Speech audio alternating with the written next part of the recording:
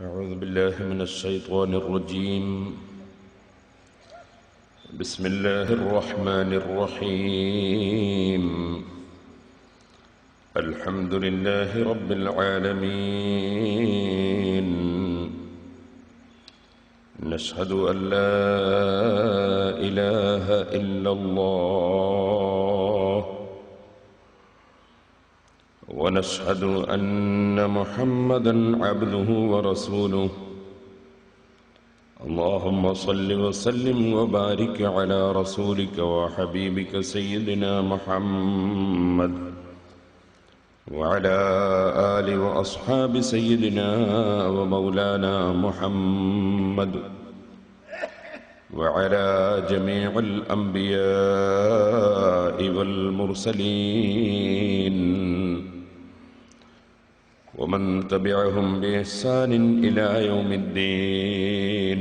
أما بعد، أعوذ بالله من الشيطان الرجيم. بسم الله الرحمن الرحيم.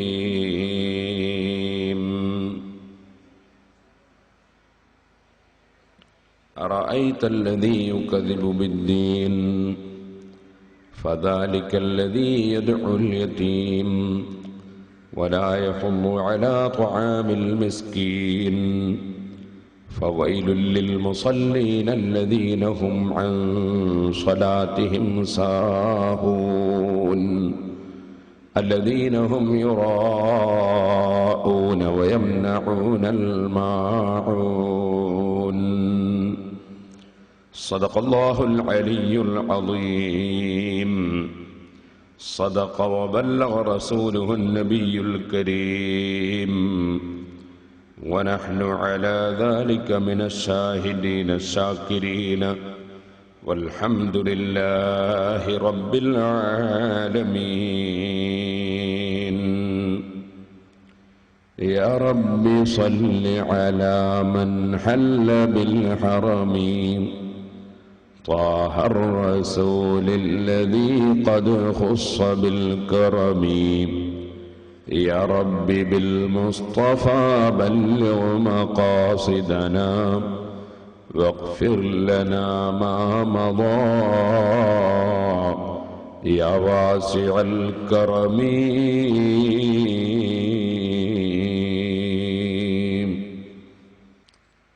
ആദരണീയരായ പണ്ഡിതന്മാരെ, മാന്യ സഹോദരി സഹോദരന്മാരെ, സുഹൃത്തുക്കളെ, അള്ളാഹുവിൻ്റെ മഹത്തായ അനുഗ്രഹം കൊണ്ട് 7 ദിവസം നാം നടത്താൻ ഉദ്ദേശിച്ച വഅദ് പരിപാടി 2 ദിവസം നേരത്തെ നടന്നു. ഇനി ഇൻഷാ അല്ലാഹ് ഇന്ന് മുതൽ 5 ദിവസം കൂടി നമ്മുടെ പരിപാടി അല്ലാഹു തൗഫീഖ് ചെയ്താൽ ഉണ്ടാകും എന്ന് അറിയിക്കുന്നു. നാം നേരത്തെ ആദ്യത്തെ ദിവസം തന്നെ ഖദ് അഫ്ലഹൽ മുഅ്മിനൂൻ എന്ന സൂറത്തുൽ മുഅ്മിനൂനയിലെ ആദ്യത്തെ ആയത്ത് വിവരിച്ചുകൊണ്ട് യഥാർത്ഥ മുഅ്മിൻ ആരാണ്, യഥാർത്ഥ വിശ്വാസി ആരാണ് എന്നതിനെ സംബന്ധിച്ച് അവരുടെ ലക്ഷണങ്ങളെക്കുറിച്ച് സംസാരിച്ചിട്ടുണ്ട്. അതിൽ അന്ന് നാം ഊന്നിപ്പറഞ്ഞ ഒരു കാര്യമാണ്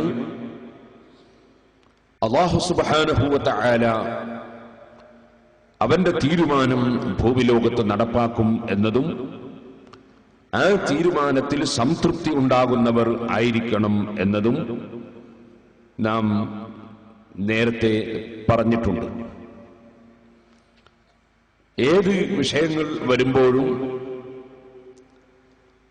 അല്ലാഹുവിന്റെ തീരുമാനം മറികടക്കാൻ ലോകത്ത് ഒരു ശക്തിക്കും സാധ്യമല്ല എന്നും അല്ലാഹുവിന്റെ തീരുമാനത്തിന്റെ മുന്നിൽ സംതൃപ്തിയോടുകൂടി മനക്കരുത്തോടുകൂടി ഏത് വിഷയങ്ങളെയും സമീപിക്കാനും നമുക്ക് സാധിക്കും. അതൊരു മുഅ്മിനായ മനുഷ്യന്റെ ലക്ഷണമാണ്. അല്ലാഹു അവന്റെ ഹൃദയത്തിൽ ഏത് സമയത്തും ഏത് വിഷയത്തിലും നിറഞ്ഞു നിൽക്കുന്ന നാമമാണ് അല്ലാഹ് എന്നത്. ഏത് കാര്യം തുടങ്ങുമ്പോഴും ബിസ്മില്ലാഹിർ റഹ്മാനിർ റഹീം അല്ലാഹുവിന്റെ പേര് ചൊരിച്ചുകൊണ്ട് അവൻ തുടങ്ങുന്നു.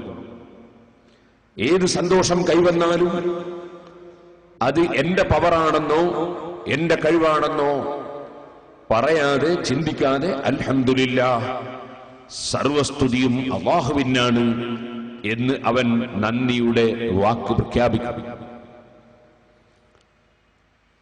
അവൻ ഏത് മുസീബത്തുകൾ സംഭവിച്ചാലും അതിന്റെ പേരിൽ പൊറുതികേട് കാണിക്കാതെ ഭീരുവാകാതെ അവൻ സ്വയം മറന്നുപോകാതെ അവൻ ഇന്നാ ലില്ലാഹി വ ഇന്നാ ഇലൈഹി റാജിഊൻ, നമ്മളെല്ലാം അല്ലാഹുവിൽ നിന്നുള്ളതാണ്, അവന്റെ തീരുമാനം അവൻ നടപ്പാക്കുമെന്നതിൽ സംശയം ഇല്ല. വ ഇന്നാ ഇലൈഹി റാജിഊൻ, നമ്മളെല്ലാം അല്ലാഹുവിലേക്ക് തിരിച്ചു പോകുന്നവരാണ്. അതുകൊണ്ട് ഏത് വിഷയങ്ങൾക്കും വിഷമങ്ങൾക്കും അല്ലാഹു സുബ്ഹാനഹു വ തആല നമുക്ക് പ്രതിഫലം തരും. അതുകൊണ്ട് ഇവിടെയുള്ള നഷ്ടങ്ങളെല്ലാം ഒരു നിലയ്ക്ക് ലാഭങ്ങളാണ് എന്ന് വിശ്വസിച്ച് അവൻ പ്രഖ്യാപിക്കുന്നു. ഇന്നാ ലില്ലാഹി വ ഇന്നാ ഇലൈഹി റാജിഊൻ. അങ്ങനെ ഒരു മുഅ്മിനായ മനുഷ്യനെ സംബന്ധിച്ചിടത്തോളം എവിടെയും അല്ലാഹു അല്ലാഹ് എന്ന ചിന്തയാണ്. എന്നാൽ ആ മുഅ്മിനായ മനുഷ്യൻ അല്ലാഹുവിൽ മാത്രം ലയിക്കുകയും അല്ലാഹുവിൽ മാത്രം ചിന്തിക്കുകയും ചെയ്യുന്ന സന്ദർഭമാണ് അവൻ നിസ്കരിക്കുന്ന സമയം. അതുകൊണ്ട് തന്നെ നിസ്കാരത്തെ സംബന്ധിച്ച് അസ്സലാത്തു മിഅ്റാജുൽ മുഅ്മിനീൻ, മുഅ്മിനായ മനുഷ്യന്റെ മിഅ്റാജാണ് നിസ്കാരം എന്ന് പറയും. അല്ലാഹുമായി ഏറ്റവും കൂടുതൽ അടുത്തുകൊണ്ട് അല്ലാഹുമായി സംഭാഷണം നടത്തുന്ന സമയമാണ് നിസ്കാരം. അതിനാൽ ആ നിസ്കാര സമയം പരിപൂർണമായ ഭക്തിയോടുകൂടി ആയിരിക്കണം നിസ്കരിക്കുന്ന മനുഷ്യൻ നിസ്കരിക്കുന്നത്. ഇതാണ് അല്ലദീന ഹും ഫീ സ്വലാത്തിഹിം ഖാശിഊൻ, അവർ നിസ്കാരത്തിൽ ഭയഭക്തിയുള്ളവരാണ് എന്ന് പരിശുദ്ധ ഖുർആൻ തുടർന്നുകൊണ്ട് പഠിപ്പിച്ചിട്ടുള്ളത്. നിസ്കാരത്തിൽ ഭക്തി എന്നത് നാം അതിനെ സംബന്ധിച്ച് കഴിഞ്ഞ ദിവസം സംസാരിച്ചിട്ടുണ്ട്. ഇപ്പോൾ അതിന്റെ ബാക്കി ചില ഭാഗങ്ങളാണ് സംസാരിക്കാൻ ഉദ്ദേശിച്ചിട്ടുള്ളത്. ഭക്തി എന്ന് പറയുന്നത് മാനസികമായും ശാരീരികമായും ഭക്തി വേണം. ശാരീരികമായ ഭക്തി എന്ന് പറയുന്നത് എന്താണ്? അല്ലാഹുവിന്റെ മുന്നിൽ ഒരല്പസമയം നാം അല്ലാഹുമായി സംഭാഷണം നടത്താനും അവന് വണക്കം കാണിക്കാനും വേണ്ടി നിൽക്കുകയും ഇരിക്കുകയും കുനിയുകയും നീരുകയും ഒക്കെ ചെയ്യുമ്പോൾ അതിന് നിശ്ചയിക്കപ്പെട്ട ചലനങ്ങൾ അല്ലാത്ത വേറൊരു ചലനവും നമ്മിൽ ഉണ്ടാകാൻ പാടില്ല. വേറെ ചലനങ്ങൾ ഉണ്ടാകുമ്പോൾ അതിനർത്ഥം ശരീരം ഭക്തിപൂർവം സമർപ്പിച്ചിട്ടില്ല എന്നാണ്. നിങ്ങൾ നോക്കൂ, ഒരു വോളിബോൾ കളിക്കുന്ന കളിക്കാരൻ, ആ കളിക്കുന്ന കളിക്കാരൻ കളിക്കുന്നതിനിടയിൽ കളിക്ക് വേണ്ടിയുള്ള തുള്ളലും ചാട്ടവും ഒക്കെ അവന് അനുവദനീയമാണെങ്കിലും ഗ്രൗണ്ടിൽ നിന്ന് അവൻ പുറത്തേക്ക് അവന്റെ കാല് വിട്ടുപോയാൽ അതോടുകൂടി ഫൗളായി പോയി. ഇതുപോലെ ആ കളിക്കുന്ന കളിക്കാരൻ അവൻ ബോൾ തട്ടുന്ന സമയത്ത് നെറ്റ് തൊട്ടുപോയാൽ അവന് ഫൗളായി പോയി. ഇത് നിങ്ങൾ മനസ്സിലാക്കണം, ഇത് നിസ്കാരമല്ല, ഇത് ഭക്തി പ്രകടനമല്ല, ഇതൊരു കാര്യമല്ല, ഇതൊരു കളിയാണ്. ആ കളിക്ക് പോലും നിബന്ധനകളാണ്, വ്യവസ്ഥകളാണ്. ആ വ്യവസ്ഥക്കപ്പുറം തൊട്ടുപോയാൽ, ചലിച്ചു പോയാൽ, നീങ്ങിപ്പോയാൽ കളി ബാത്തിലായി പോയി. എങ്കിൽ ഞാൻ നിങ്ങളോട് ചോദിക്കട്ടെ, എല്ലാ കളിയും എല്ലാ മോശമായ കാര്യങ്ങളും മുഴുവനും പൊറുപ്പിക്കുന്ന, അല്ലാഹുമായി മനുഷ്യരെ ഏറ്റവും അടുക്കുന്ന ഘട്ടമാണ് നിസ്കാരം. നിങ്ങൾക്കെല്ലാവർക്കും അറിയാമല്ലോ, ആ നിസ്കരിക്കുന്ന സമയത്ത് മനുഷ്യന്റെ ചലനം എത്ര ശ്രദ്ധിക്കേണ്ടതുണ്ട്, എത്ര പരിഗണിക്കേണ്ടതുണ്ടെന്ന് ബുദ്ധിയുള്ള മനുഷ്യനോട് പറയേണ്ടതുണ്ടോ? കളിക്കുന്ന കളിക്കാർക്ക് തന്നെ നിബന്ധനകളും അവരുടെ ചലനങ്ങൾക്ക് നിയന്ത്രണങ്ങളും, അവരുടെ ചലനം ഉദ്ദേശിച്ചതുപോലെ അല്ലെങ്കിൽ നിബന്ധന പ്രകാരമല്ലെങ്കിൽ അവർ കോർട്ടിന്റെ പുറത്തുമാണെങ്കിൽ അല്ലാഹുമായി നടത്തുന്ന സംഭാഷണമായ ഏറ്റവും പ്രധാനപ്പെട്ട ഇബാദത്ത് അഫ്ളലുൽ ഇബാദത്തുൽ ബദനിയ്യതി കുല്ലിഹാ അസ്സലാഹ്. ഇബാദത്തുകളിൽ ഏറ്റവും പ്രധാനപ്പെട്ട നിസ്കാരം, അത് നിർവഹിക്കുമ്പോൾ എത്ര ശ്രദ്ധിക്കേണ്ടതുണ്ടെന്ന് സഹോദരന്മാരെ ഞാനും നിങ്ങളും ആലോചിക്കണം.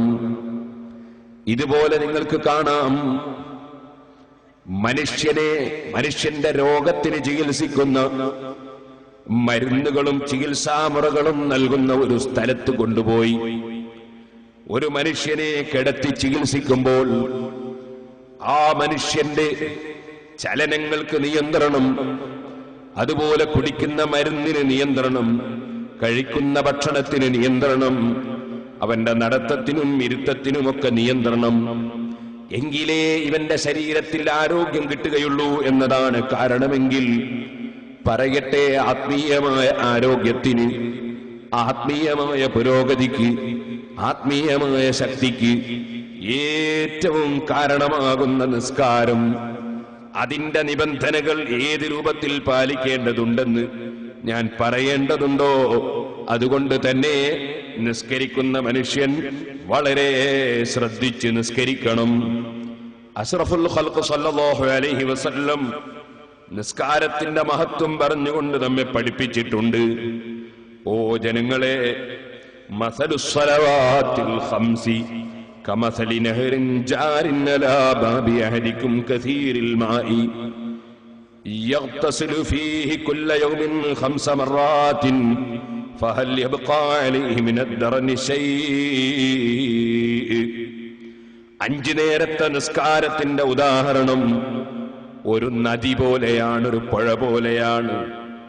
അത് അദ്ദേഹത്തിന്റെ ഗേറ്റിനടുക്കലൂടെ താഴ്വരയിലൂടെ ഇങ്ങനെ ഒലിച്ചുകൊണ്ടിരിക്കുകയാണ്.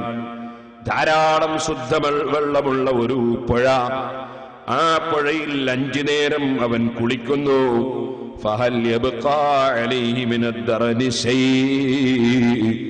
അവന്റെ ശരീരത്തിൽ വല്ല കറകളും ബാക്കിയാകുമോ എന്ന് നബി സല്ലല്ലാഹു അലൈഹി വസല്ലം നിസ്കാരം ഉദാഹരണമാക്കി, നിസ്കാരത്തെ ഉദാഹരിച്ചുകൊണ്ട് നമുക്ക് പഠിപ്പിച്ചു തരികയാണ് ഒരു പുഴയിലുള്ള കുളിയോട്.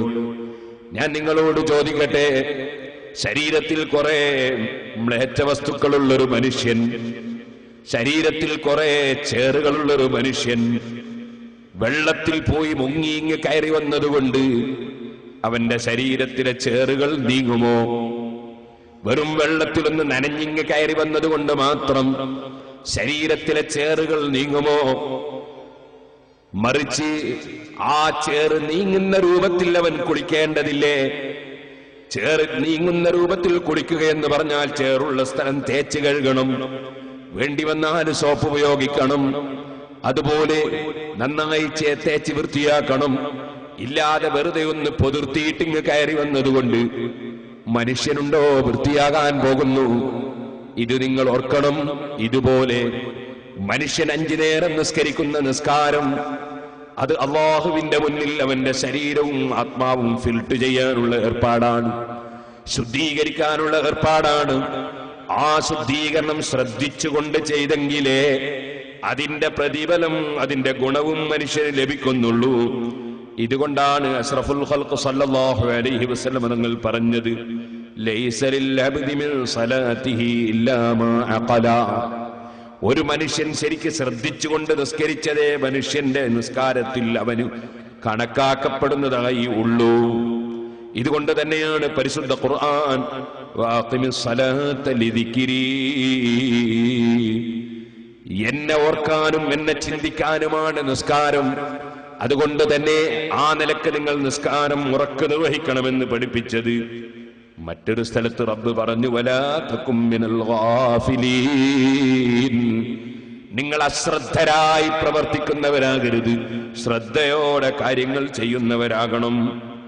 ഇനിയും നിങ്ങൾക്ക് നോക്കൂ സഹോദരന്മാരെ, പരിശുദ്ധ ഖുർആനിൽ അല്ലാഹു പറഞ്ഞു നിങ്ങൾ ബോധമില്ലാത്തവരായ നിലക്ക്, മസ്താന്മാരായ നിലക്ക് നിങ്ങൾ നിസ്കാരത്തിൽ ലാ തഖ്റബുസ് സലാത്ത വ അൻതും സുകാറാ, നിങ്ങൾ നിസ്കാരത്തിലേക്ക് അടുക്കരുത്, നിങ്ങൾ മസ്താന്മാരായി ലഹരി പിടിച്ചവരായി അടുക്കരുത്. ഈ ലഹരി പിടിച്ചവരായി അടുക്കരുത് എന്ന് പറഞ്ഞത് കള്ള് കുടിച്ചുകൊണ്ട് നിസ്കാരത്തിലേക്ക് നീങ്ങുന്ന ഒരു കാലഘട്ടത്തിൽ, അന്ന് കള്ള് പൂർണ്ണമായി വിരോധിച്ചിട്ടില്ലാത്ത ഒരു കാലഘട്ടമായിരുന്നു. ആ കാലഘട്ടത്തിൽ കള്ള് കുടിച്ചുകൊണ്ട് നിസ്കാരത്തിലേക്ക് കടന്ന ജനങ്ങൾ ഉണ്ടാവുകയും നിസ്കാരത്തിൽ ഖുൽ യാ അയ്യുഹൽ കാഫിറൂൻ എന്ന സൂറത്ത് ഓതുമ്പോ ലാ അഅ്ബുദു മാ തഅ്ബുദൂൻ എന്ന സ്ഥലം തുടങ്ങി ലാ ഉള്ള സ്ഥലങ്ങളിൽ നിന്ന് ലാ ഒഴിവാക്കിയിട്ട് പരിശുദ്ധ ഖുർആനിലെ സൂറത്ത് ലാ ഒഴിവാക്കി ഓതുകയും ചെയ്തപ്പോൾ അന്ന് ഇറങ്ങിയതാണ് ലാ തഖ്റബുസ് സലാത്ത വ അൻതും സുകാറാ, നിങ്ങൾ ലഹരിയുള്ളവരായി സ്വയം ബോധമില്ലാത്തവരായി നിങ്ങൾ നിസ്കാരത്തിലേക്ക് അടുത്തു പോകരുത്. ഹത്താ തഅലമു മാ തഖൂലൂൻ, നിങ്ങൾ എന്താണ് പറയുന്നതെന്ന് അറിയാത്ത വിധത്തിൽ, നിങ്ങളത് ചിന്തിക്കാത്ത വിധത്തിൽ നിസ്കാരത്തിലേക്ക് കടന്നു പോകരുത്. ഈ ആയത്തെടുത്തുദ്ധരിച്ചുകൊണ്ട് മഹാനായ ഇമാം ഫഖ്റുദ്ദീൻ റാസി റളിയല്ലാഹു അൻഹു പറയുകയാണ് തഅലീലുൻ ലിനഹിസ് സുക്റാനി വഹുവ മുത്തരിദുൻ ഫിൽ ഗാഫിൽ മുസ്തഗ്രിഖിൽ മുഹ്തമ്മി ബിദ്ദുനിയ. ഈ ആയത്തിൽ അല്ലാഹു സുബ്ഹാനഹു വ തആല പറയുന്നത് കള്ളു കുടിച്ച് മസ്താന്മാരായി നിസ്കാരത്തിലേക്ക് കടക്കരുതെന്നാണെങ്കിലും അതേ കാര്യം തന്നെ ദുന്യാവിന്റെ ചിന്തയിൽ ലയിച്ചുകൊണ്ട് ഞാൻ അള്ളയുമായുള്ള സംഭാഷണത്തിലാണെന്ന ബോധമില്ലാതെ ഞാൻ എന്താണ് പറയുന്നത്, എന്താണ് ചൊല്ലുന്നത്, എന്താണ് ചെയ്യുന്നതെന്ന ചിന്തയും ബോധവുമില്ലാതെ അശ്രദ്ധരായി നിസ്കാരത്തിൽ കടക്കുന്നവർക്കും ഈ ആയത്ത് ബാധകമാണെന്ന് ഇമാം റാസി റളിയല്ലാഹു അൻഹു അവിടുത്തെ തഫ്സീറുൽ കബീറിൽ രേഖപ്പെടുത്തിയത് കാണാം. അപ്പൊ വളരെ ശ്രദ്ധിച്ചുകൊണ്ടാകണം നിസ്കാരം. അപ്പോഴേ നിസ്കാരത്തിന്റെ ഫലം നമുക്ക് ലഭിക്കുന്നുള്ളൂ. നിസ്കാരത്തിന്റെ ഫലം ലഭിക്കണമെങ്കിൽ അത് വളരെ ശ്രദ്ധിച്ചുകൊണ്ടുള്ള നിസ്കാരമാകണം. ഇതുകൊണ്ട് തന്നെ നബി സല്ലല്ലാഹു അലൈഹി വസല്ലമ തങ്ങളിൽ നിന്ന് റിപ്പോർട്ട് വന്നു, ഇന്നമൽ ഖുശൂഉ ലിമൻ തമസ്കന വ തവാളഅ, വളരെ താഴ്മയോടെയും വളരെ ലാളിത്യത്തോടുകൂടെയും താഴ്മയോടുകൂടെയും നിസ്കരിക്കുന്നവനാണ് ഖുശൂഉ ഉള്ളത്. അതുപോലെ അവിടുന്ന് പഠിപ്പിച്ചു മല്ലം തൻഹു സലാത്തുഹു അനിൽ ഫഹ്ശാഇ വൽ മുൻകരി ലം യസ്ജിദിൽ മിനല്ലാഹി ഇല്ലാ ബുഅദാ. നിസ്കാരം ഫലവത്താകുന്നില്ലെങ്കിൽ അതുകൊണ്ട് മനുഷ്യന് അകൽച്ചയാണ് റബ്ബുമായി സംഭവിക്കാൻ കാരണമാകുന്നത്. ഇത് തന്നെ മറ്റൊരു ഹദീസിൽ അവിടുന്ന് പഠിപ്പിച്ചു കമ്മിൻ ഖായിമിൻ ഹദ്ദുഹു മിൻ ഖിയാമിഹി തഅബു വന്നസബു. എത്രയോ നിസ്കാരക്കാർ അവരെ നിസ്കാരം കുറെ പ്രയാസം അനുഭവിച്ചു എന്നല്ലാതെ അതുകൊണ്ട് യഥാർത്ഥ പ്രയോജനം ലഭിച്ചില്ല. അതുകൊണ്ട് തന്നെ നിസ്കരിക്കുന്ന മുഅ്മിനീങ്ങൾ ഭക്തിയോടെ നിസ്കരിക്കണമെന്ന ബോധം നമ്മുടെ ഹൃദയത്തിൽ ഉണ്ടാവുകയും ആ ഭക്തി ലഭിക്കാൻ നമുക്ക് എങ്ങനെ സാധിക്കും, അതിനെന്തെല്ലാം മാർഗങ്ങൾ നമ്മൾ സ്വീകരിക്കണമെന്ന് നമ്മൾ മനസ്സിലാക്കി ജീവിതത്തിൽ പകർത്തുകയും ചെയ്യണമെന്ന് ഞാൻ ആമുഖമായി തന്നെ ഉണർത്തുകയാണ്. നിങ്ങൾ കണ്ടോ സഹോദരന്മാരെ, മഹാനായ സയ്യിദുനാ അബൂബക്കർ സിദ്ദീഖ് റളിയല്ലാഹു അൻഹു നിസ്കരിക്കാൻ എഴുന്നേറ്റ് നിന്നാൽ നിങ്ങൾക്ക് കാണാം, അതെ അതുപോലെ സിദ്ദീഖ് റളിയല്ലാഹു അൻഹുവിന്റെ മകൾ അസ്മാ ബീബി റളിയല്ലാഹു അൻഹുവിന്റെ മകൻ അബ്ദുല്ലാഹി ബിൻ സുബൈർ റളിയല്ലാഹു അൻഹു എഴുന്നേറ്റ് നിസ്കരിക്കാൻ നിന്നാൽ ഉണ്ടായിരുന്ന സംഭവം പണ്ഡിതന്മാര് പറയുന്നു. കാന ഇബ്നു സുബൈർ ഇദാ ഖാമ ഫി സ്വലാത്തി കഅന്നഹു ഊദ് വഅന്ന അബൂബക്കർ സിദ്ദീഖ് കാന കദാലിക. മഹാനായ അബ്ദുല്ലാഹി ബിൻ സുബൈർ റളിയല്ലാഹു അൻഹു എഴുന്നേറ്റ് നിസ്കരിക്കാൻ നിന്നാൽ വെറും ഒരു കൊള്ളിക്കഷ്ണം വെച്ചതുപോലെ മഹാനവർകൾ താഴോട്ട് നോക്കി ഒരൊറ്റ നൃത്തമാണ്. ഒരു ചലനവും നിസ്കാരത്തിന്റെ ചലനമല്ലാത്ത ഒരു ചലനവുമില്ല, ഒരു തിരിഞ്ഞു നോട്ടവുമില്ല, ഒരു ശ്രദ്ധയുമില്ല. അല്ലാഹുവിന്റെ മുന്നിൽ കൊള്ളിക്കഷ്ണം വെച്ചതുപോലെ ഒരൊറ്റ നൃത്തമാണ്. സിദ്ദീഖ് റളിയല്ലാഹു അൻഹുവിന്റെയും സ്വഭാവം അത് തന്നെയാണ്. സഹോദരന്മാരെ, നിങ്ങൾ കണ്ടോ, അഷ്റഫുൽ ഖൽഖ് സല്ലല്ലാഹു അലൈഹി വസല്ലമ തങ്ങളെ മുന്നിൽ വെച്ച് ഒരു വ്യക്തി അദ്ദേഹത്തിന്റെ താടി, നിസ്കാരത്തിൽ താടി ഇങ്ങനെ വന്നങ്ങ് തടകി, താടി കൊണ്ടൊരു ചെറിയ കളി കളിച്ചു. നബി സല്ലല്ലാഹു അലൈഹി വസല്ലമ തങ്ങളെ മുന്നിൽ വെച്ച് അന്നഹു റഅ റജുലൻ ഫി സ്വലാത്തി വഹുവ യഅബസു ബിലിഹിയതിഹി. നിസ്കരിക്കുന്ന സമയത്ത് താടി ഒന്നുകിൽ ഇങ്ങനെ പിടിച്ചൊന്ന് വലിക്കലോ, അല്ലെങ്കിൽ താടി ഒന്ന് തടകലോ, അല്ലെങ്കിൽ എന്തോ ഒരു കാര്യം താടി കൊണ്ടങ്ങ് കളിച്ചു. ഫഖാല, അപ്പൊ നബി സല്ലല്ലാഹു അലൈഹി വസല്ലം പറഞ്ഞു, ലൗ ഖശഅല ഖശഅത് ജവാരിഹു. അവൻ ഭക്തിയോടുകൂടെ നിസ്കരിക്കുന്നുവെങ്കിൽ അവന്റെ സർവ്വ അവയവങ്ങളും ഭക്തിയോടെ നിൽക്കുന്നതാണ്. കൈകൊണ്ട് കളിച്ചുപോയോ അവന്റെ ഭക്തി, മനസ്സിൽ ഭക്തിയില്ല എന്നതിന്റെ തെളിവാണ്. സഹോദരന്മാർ മനസ്സിലാക്കണം. അങ്ങനെ അന്നഹു റഅ റജുലൻ ഫി സ്വലാത്തി വഹുവ യഅബസു ബിലിഹിയതിഹി ഫഖാല ലൗ ഖശഅല ഖശഅത് ജവാരിഹു. നബി സല്ലല്ലാഹു അലൈഹി വസല്ലമ തങ്ങൾ താടി കൊണ്ട് കളിക്കുന്നത് കണ്ടപ്പോ, താടിയിൽ കൈവച്ച് കളിക്കുന്നത് കണ്ടപ്പോ പറഞ്ഞ വാചകമാണ്, അവന്റെ ശരീരം ഭക്തിയോടെ നിൽക്കും, മനസ്സിന് ഭക്തിയുണ്ടെങ്കിൽ. അപ്പൊ അല്ലാഹുവിന്റെ മുന്നിൽ പരിപൂർണ ഭക്തിയോടെ മനുഷ്യൻ നിസ്കരിക്കുമ്പോ മനുഷ്യൻ അങ്ങോട്ടും ഇങ്ങോട്ടും കൈകൊണ്ടോ കാലുകൊണ്ടോ കണ്ണുകൊണ്ടോ തലകൊണ്ടോ ഒന്നുകൊണ്ടും ഒരു ചലനവുമില്ലാതെ നിസ്കരിക്കണം. ഇതാണ് സഹോദരന്മാരെ, നിങ്ങൾക്ക് കാണാം അഷ്റഫുൽ ഖൽഖ് സല്ലല്ലാഹു അലൈഹി വസല്ലമ തങ്ങൾ അതിനുവേണ്ടി ധാരാളം കാര്യങ്ങൾ നമ്മെ പഠിപ്പിച്ചിട്ടുണ്ട്, ശ്രദ്ധ മാറാതിരിക്കാൻ. ആയിഷ ബീവി റളിയല്ലാഹു അൻഹ പറഞ്ഞു, സല്ലല്ലാ റസൂലുള്ളാഹി സല്ലല്ലാഹു അലൈഹി വസല്ലമ ഫീ ഖമീസത്തിൻ ലഹാ അലാമുൻ. നബി സല്ലല്ലാഹു അലൈഹി വസല്ലമ തങ്ങൾ കുറച്ച് വരയും കുറിയുമൊക്കെയുള്ള ഒരു വസ്ത്രത്തിലായി നിസ്കാരം നിർവഹിച്ചു. ഫനദറ ഇലാ അലാമിഹാ നദറ. അതിലേക്ക് അവിടുത്തെ ശ്രദ്ധയങ്ങോട്ട് പതിഞ്ഞുപോയി.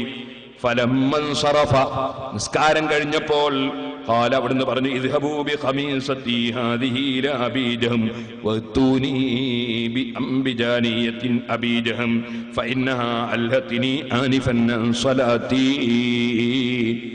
വരയും കുറിയുമുള്ള വസ്ത്രത്തിൽ നിസ്കരിച്ചപ്പോ എന്റെ ശ്രദ്ധ അതിലേക്ക് തിരിയാൻ വരെ അത് കാരണമായി. ഞാൻ അതിലേക്ക് നോക്കിപ്പോയി. അതിനാൽ ഈ വസ്ത്രം നിങ്ങൾ കൊണ്ടുപോയി കൊടുക്കൂ, മറ്റൊരു വസ്ത്രം തരാൻ പറയൂ.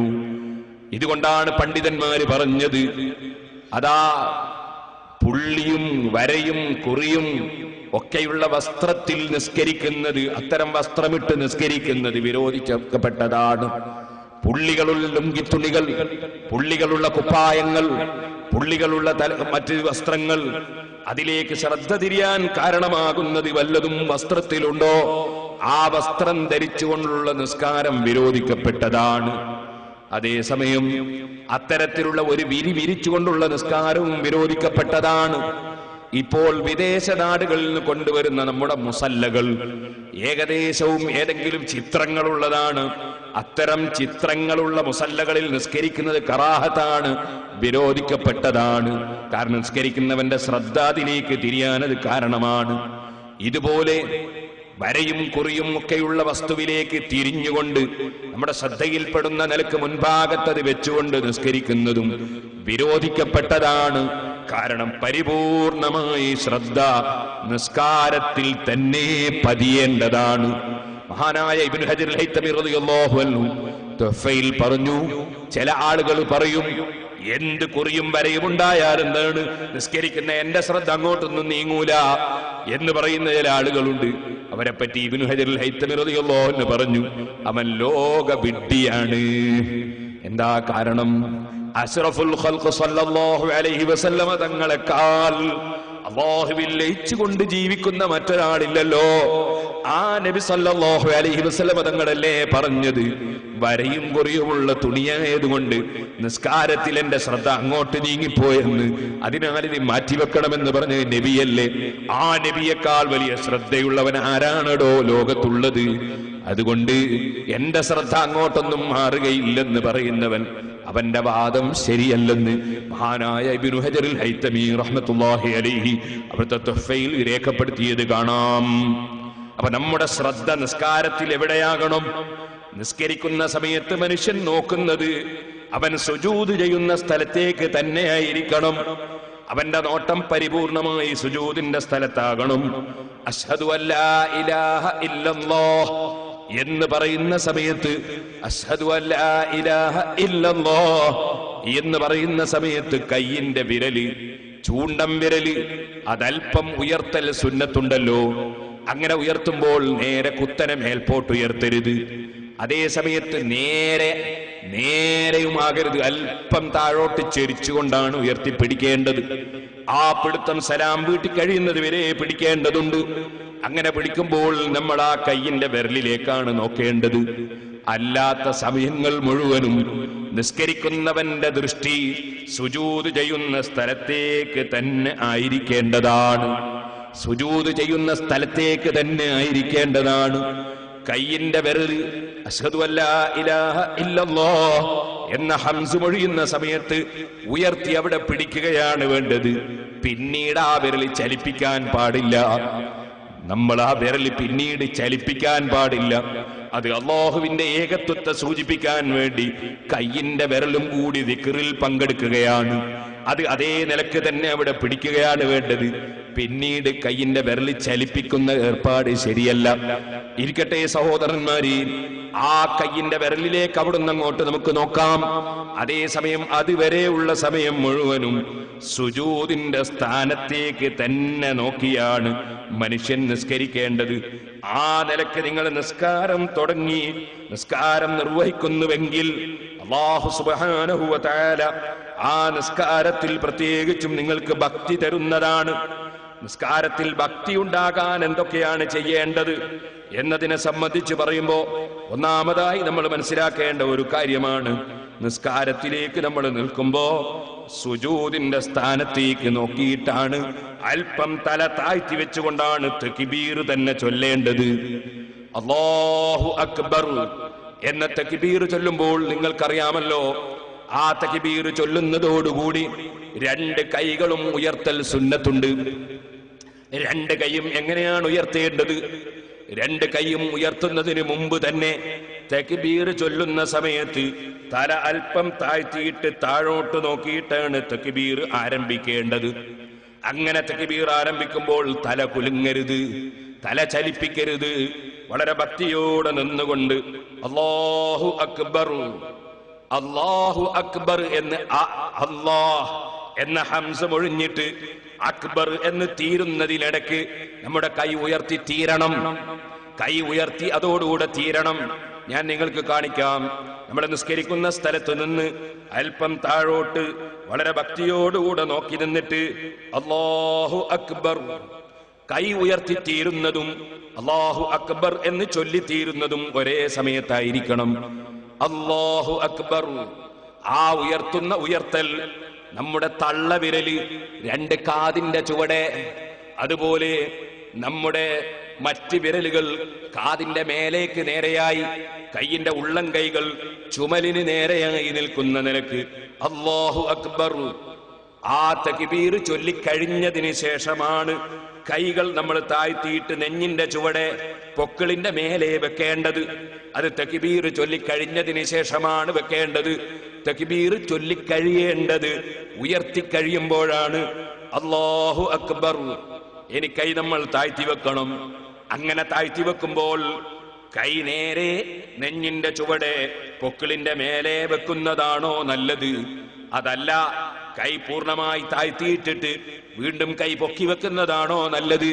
അത് നേരെ തന്നെ കൈ ഉയർത്തിക്കഴിഞ്ഞാൽ അല്ലാഹു അക്ബർ എന്ന് പറഞ്ഞ് കൈ ഉയർത്തിക്കഴിഞ്ഞാൽ ഉടനെ തന്നെ കൈ താഴോട്ട് പൊക്കിളിന്റെ മേലെ നെഞ്ഞിന്റെ ചുവടെ വെക്കലാണ് സുന്നത്തെന്ന്, അതാണ് ഏറ്റവും നല്ലതെന്ന് ഫതുഹുൽ മുഈനിൽ പറഞ്ഞത് കാണാം. സഹോദരന്മാരെ, അപ്പൊ പൊക്കിളിന്റെ മേലെ നെഞ്ഞിന്റെ ചുവടെയാണ് കൈവെക്കേണ്ടത്. എല്ലാവർക്കും അറിയാം. കൈവെക്കുന്നതിനെ സംബന്ധിച്ച് പണ്ഡിതന്മാർക്കിടയിൽ 3 അഭിപ്രായം മാത്രമേ ഉള്ളൂ എന്ന് ഇമാം നവവി റളിയല്ലാഹു അൻഹു ശർഹ് മുസ്ലിമിൽ വിശദീകരിക്കുന്നത് കാണാം. മഹാനായ ഇമാം ശാഫിഈ റളിയല്ലാഹു അൻഹു പറയുന്നത് പൊക്കിളിന്റെ മേലെ നെഞ്ഞിന്റെ ചുവടെ കൈവെക്കണം എന്നാണ്. ഇമാം അബൂ ഹനീഫ റളിയല്ലാഹു അൻഹു പറയുന്നത് പൊക്കിളിന്റെയും ചുവടെ കൈവെക്കണം എന്നാണ്. ഇമാം മാലിക് റളിയല്ലാഹു അൻഹുവിന്റെ ഒരു അഭിപ്രായത്തിൽ കൈ തീരെ താഴ്ത്തിയിടണം എന്നാണ്. ഇങ്ങനെ 3 അഭിപ്രായമല്ലാതെ 4ാമത്തെ ഒരു അഭിപ്രായം ഇസ്ലാം ദീനിൽ കൈവെക്കുന്നതിനെ സംബന്ധിച്ച് ഉണ്ടായിട്ടില്ല എന്നത് മുസ്ലിമീങ്ങൾ മനസ്സിലാക്കേണ്ടതാണ്. അതിനപ്പുറം ആരെങ്കിലും ചെയ്യുന്നുവെങ്കിൽ അവർ 1200 കൊല്ലത്തോളം ലോക മുസ്ലിമീങ്ങൾ മുഴുവനും ചെയ്തു വന്നതിനെതിരായി മുസ്ലിമീങ്ങളെ നിസ്കാരത്തിന്റെ ആകൃതിയിലും ഒരു ഭിന്നത ഉണ്ടാക്കാൻ കാരണക്കാരായി പോയി. അള്ളാഹു അവർക്ക് സന്മാർഗത്തിന്റെ വെളിച്ചം കൊടുക്കുമാറാകട്ടെ. 4 മദ്ഹബിൽ 3 അഭിപ്രായം മാത്രമേ കൈവെക്കുന്നതിനെ സംബന്ധിച്ചുള്ളൂ എന്ന് ഇമാം നവവി റളിയല്ലാഹു അൻഹു ശർഹ് മുസ്ലിമിലും അതുപോലെ മറ്റ് അബൂദാവൂദിന്റെ ശർഹിലും മറ്റ് പല സ്ഥലങ്ങളിലും നമുക്ക് കാണാൻ സാധിക്കും. ഇരിക്കട്ടെ സഹോദരന്മാരെ, കൈ നമ്മൾ ഉയർത്തുന്ന സമയത്ത് വിരലുകൾ പൂട്ടിപ്പിടിച്ചുകൊണ്ടല്ല, ഒരൽപ്പം അകറ്റിപ്പിടിച്ചുകൊണ്ടാണ് തക്ബീറിന് വേണ്ടി കൈ ഉയർത്തേണ്ടത്. ഒരൽപ്പം അകറ്റിപ്പിടിച്ചുകൊണ്ട്, കൂടുതൽ അകറ്റാനും പാടില്ല, ഒരൽപ്പം അകറ്റിപ്പിടിച്ചുകൊണ്ടാണ് കൈ ഉയർത്തേണ്ടത്. അങ്ങനെ ഉയർത്തി കൈ വെക്കുന്ന സമയത്ത് നമ്മുടെ തല ഇളകാതിരിക്കാൻ വേണ്ടി ശ്രദ്ധിക്കണം. കൈയും തലയും കൂടി ഒന്നാക്കി ഇളക്കുന്ന രൂപം ഉണ്ടാകരുത്. ഇരിക്കട്ടെ, അങ്ങനെ തക്ബീർ ചൊല്ലുമ്പോൾ നമ്മൾ പറയുന്ന വാക്ക് അല്ലാഹു അക്ബർ, അല്ലാഹു വലിയവനാണ്, അല്ലാഹു വലിയവനാണ്. ഈ വാക്ക് എന്തുകൊണ്ട് അല്ലാഹു സുബ്ഹാനഹു വ തആല നിസ്കാരത്തിന്റെ തുടക്കത്തിൽ നമുക്ക് നിർബന്ധമാക്കി? ഇഫ്തിതാഹുഹു തക്ബീർ, നിസ്കാരത്തിന്റെ തുടക്കം തക്ബീറാണ് എന്ന് നബി സല്ലല്ലാഹു അലൈഹി വസല്ലം പറഞ്ഞു. എന്തുകൊണ്ടതാക്കി? ഇമാം സൈനുദ്ദീൻ മഖ്ദൂം റളിയല്ലാഹു അൻഹു പറയുന്നു, അതിന്റെ കാരണം അല്ലാഹു അക്ബർ, അല്ലാഹു വലിയവനാണ് എന്നതവൻ പറയുന്നതോടുകൂടി അവന്റെ മനസ്സിൽ ഞാൻ ഈ വന്ന് നിൽക്കുന്നത് ആരോട് സംസാരിക്കാനാണ്, ഞാൻ ഈ നിൽക്കുന്നത് ആരുടെ മുമ്പിലാണ്, ഞാൻ ഈ നിൽക്കുന്നത് എന്ത് പ്രവർത്തനത്തിനാണ്, ആരുടെ മുന്നിലാണ്? അല്ലാഹുവിന്റെ മഹത്വത്തെക്കുറിച്ച്, അവന്റെ മഹത്വത്തെക്കുറിച്ച് അവന്റെ മനസ്സിൽ പരിപൂർണമായ ബോധം വരാനാണ്. അല്ലാഹു അക്ബർ, അല്ലാഹു വലിയവനാണ് എന്നർത്ഥമുള്ള ഈ ദിക്ർ തന്നെ നിസ്കാരത്തിന്റെ തുടക്കത്തിൽ കൽപ്പിക്കപ്പെട്ടതെന്ന് മഹാനായ ഇമാം സൈനുദ്ദീൻ മഖ്ദൂം റളിയല്ലാഹു അൻഹു ഫതുഹുൽ മുഈനിൽ പറഞ്ഞതിന് ശേഷം മഹാനവറുകൾ പറയുന്നു, അതുകൊണ്ട് തന്നെയാണ് ഈ ദിക്ർ നിസ്കാരത്തിൽ ആവർത്തിച്ച് ചൊല്ലാൻ വേണ്ടി കൽപ്പിക്കപ്പെട്ടത്. ഏത് പോക്കിലും വരവിലും അല്ലാഹു അക്ബർ, അല്ലാഹു വലിയവനാണ്, അല്ലാഹു വലിയവനാണ്, അത് ആവർത്തിച്ച് പറയുന്നത് എന്തിനാണ്? നിന്റെ ശ്രദ്ധ മറ്റൊന്നിലേക്ക് തിരിയല്ല കേട്ടോ. വലിയവനായ റബ്ബുമായി സംഭാഷണം നടത്തുമ്പോ നിന്റെ ശ്രദ്ധ താഴ്ന്ന ദുനിയാവിലേക്ക് നീങ്ങല്ല, ഈ ചത്ത ശവം പോലെയുള്ള ഭൗതിക കാര്യങ്ങളിലേക്ക് നീങ്ങല്ല, നിന്റെ ശ്രദ്ധ മറ്റൊരാളിലേക്കും നീങ്ങല്ല. ഏറ്റവും വലിയവനായ റബ്ബിന്റെ മുന്നിൽ പോയി നിന്ന് അല്ലാഹു വലിയവനാണെന്ന് പറഞ്ഞു തുടങ്ങി റബ്ബുമായി സംഭാഷണം നടത്തുമ്പോ നിന്നെ അടിക്കടി ഓർമ്മിപ്പിക്കാൻ നിന്റെ നാവ് കൊണ്ട് തന്നെ നീ ഉച്ചരിക്കുകയാണ് അല്ലാഹു അക്ബർ, അല്ലാഹു അക്ബർ, അല്ലാഹു അക്ബർ. ഓരോ പോക്കിലും വരവിലുമൊക്കെ അല്ലാഹു വലിയവനാണ്, അല്ലാഹു വലിയവനാണ്. ഈ ബോധത്തോടെ തക്ബീർ ചൊല്ലുകയും ആ ബോധം നിലനിർത്തി നിസ്കരിക്കുകയും ചെയ്യാനാണ് അത് ആവർത്തിച്ച് നമുക്ക് കൽപ്പിക്കപ്പെട്ടതെന്ന് മഹാനായ സൈനുദ്ദീൻ മഖ്ദൂം റളിയല്ലാഹു അൻഹു പറയുകയാണ്. അപ്പൊ അല്ലാഹു അക്ബർ എന്ന ദിക്ർ ചൊല്ലി, ആ ദിക്ർ ചൊല്ലി അവൻ സുജൂദിന്റെ സ്ഥാനത്തേക്ക് നോക്കി അങ്ങനെ അവൻ നിസ്കാരം മുന്നോട്ട് കൊണ്ടുപോകണം. ഒരിക്കലും തന്നെ അവന്റെ നിസ്കാരത്തിൽ മറ്റ് സ്ഥലങ്ങളിലേക്ക് തിരിഞ്ഞുകൊണ്ട് ശ്രദ്ധ മാറിപ്പോകരുത്. നിങ്ങൾ കേട്ടിട്ടുണ്ടാകും ബഹുമാനപ്പെട്ട ഹാത്തമുൽ അസ്മ റളിയല്ലാഹു അൻഹു. ഞാൻ ആദ്യത്തെ ദിവസം സംസാരിക്കുന്ന സമയത്ത് ഹാത്തമുൽ അസ്മ റളിയല്ലാഹു അൻഹുവിനെ സംബന്ധിച്ച് ഇവിടെ സംസാരിച്ചു. വലിയ മഹാനാണ്.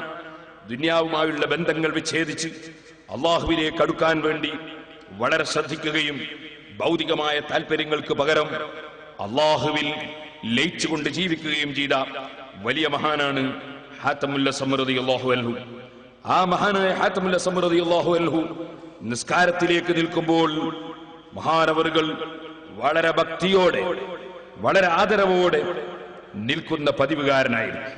ബഹുമാനപ്പെട്ടവരോട് ഒരു ദിവസം ഭരണാധികാരി ചോദിച്ചു, നിങ്ങൾ എങ്ങനെയാണ് നിസ്കരിക്കാറുള്ളത്? നിങ്ങൾ നിസ്കാരത്തിന് എഴുന്നേറ്റ് നിന്ന് നിസ്കരിക്കാറുള്ളത് എങ്ങനെയാണ്? മഹാനവറുകൾ പറഞ്ഞു, ഞാൻ നിസ്കരിക്കുന്ന സമയത്ത് എന്റെ മുന്നിൽ കഅബ ശരീഫ് കൊണ്ടുവന്ന് വെച്ചാൽ ആ കഅബയിലേക്ക് തിരിഞ്ഞു നിസ്കരിക്കുമ്പോൾ എന്റെ മനസ്സാന്നിധ്യം ഏതുപോലെയാണോ, ഞാൻ തുടക്കത്തിൽ തന്നെ കഅബ ശരീഫ് എന്റെ മുന്നിലുണ്ടെന്ന് ഉള്ള ധാരണയുള്ള രൂപത്തിലാണ് നിസ്കാരം നിർവഹിക്കാറുള്ളത്. നിസ്കരിക്കുന്ന സമയത്ത് മഹാനവറുകൾ പറഞ്ഞു, ഹാത്തം റളിയല്ലാഹു അൻഹുവിനോട് ഉസാമ ഇബ്നു യൂസുഫ് ചോദിച്ചതായിരുന്നു, ഹൽ തുഹ്സിനു അൻ തുസല്ലിയ, നിസ്കരിക്കാൻ നിങ്ങൾക്ക് നന്നായി നിസ്കരിക്കാൻ കഴിയുമോ ഹാത്തമുൽ അസ്മ? അദ്ദേഹം പറഞ്ഞു, നഅം, അതെ. കൈഫ തുസല്ലി, നിങ്ങളെ എങ്ങനെയാണ് നിസ്കരിക്കുക? അദ്ദേഹം പറഞ്ഞു, ഇദാ തഖാറബ വഖ്തു സ്വലാത്തി അസ്ബഗ്തുൽ വുളൂ, നിസ്കാരത്തിന്റെ സമയം അടുത്തു വരുമ്പോൾ തന്നെ ഞാൻ പരിപൂർണമായി വുളൂ എടുക്കും.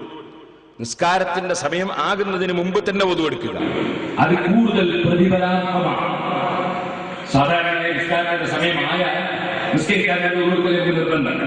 പക്ഷെ അതിനേക്കാൾ പുണ്യമാണ് നിസ്കാരത്തിന്റെ സമയം അടുത്തെത്തുമ്പോൾ തന്നെ സമയമാകുന്നതിന് മുമ്പ് തന്നെ വുളൂ എടുക്കുക, അത് കൂടുതൽ പുണ്യമാണ്.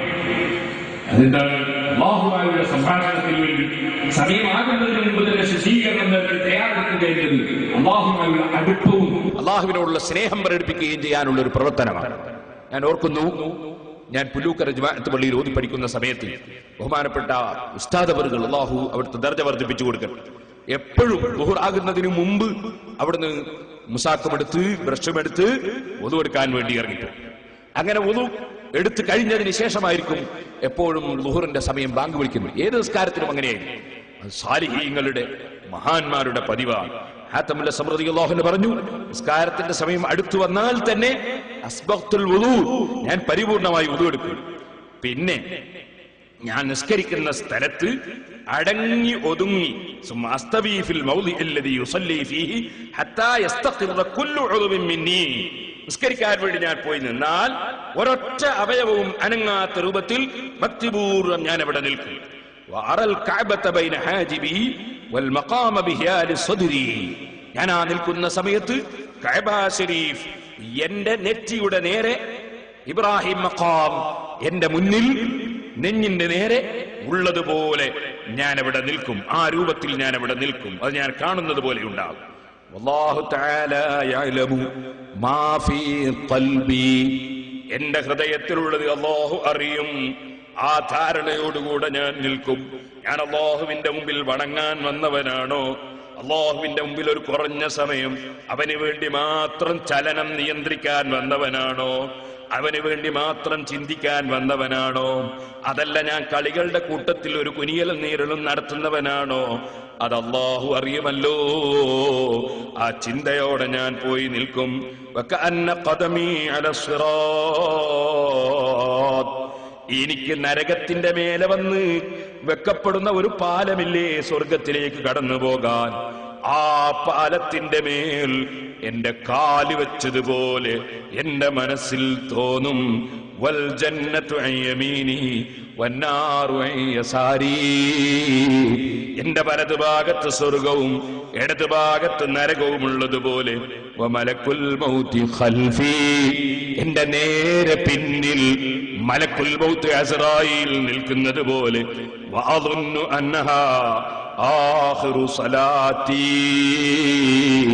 ഞാൻ നിസ്കാരത്തിന് തക്ബീർ ചൊല്ലാൻ ഈ ചിന്തയോടെ അവിടെ അങ്ങ് നിൽക്കുമ്പോ എന്റെ മനസ്സിൽ വരും, ഇതെന്റെ അവസാനത്തെ നിസ്കാരം, എന്റെ നേരെ പിന്നിൽ അസ്റായീൽ നിൽക്കുകയാണ്, എന്റെ അവസാനത്തെ നിസ്കാരമാണെന്ന നിലക്ക് ഞാൻ ആ നിസ്കാരത്തിലേക്ക് ഞാൻ അങ്ങോട്ട് കടക്കും.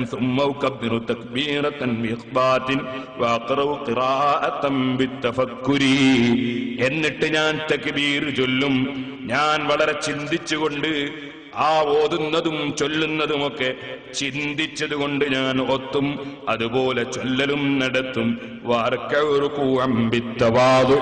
വളരെ താഴ്മയോട്, ഇത് കളരിയിലെ കുനിയലല്ല, മറ്റേതെങ്കിലും കളിയിലുള്ള കുനിയലല്ല, ഇതെന്റെ റബ്ബിനെ ബഹുമാനിച്ചുകൊണ്ട് ഞാൻ താഴ്മയോടെ കുനിഞ്ഞു നിൽക്കുകയാണ്, റബ്ബിനെ ബഹുമാനിച്ചുകൊണ്ട് കുനിഞ്ഞു നിൽക്കുകയാണ്.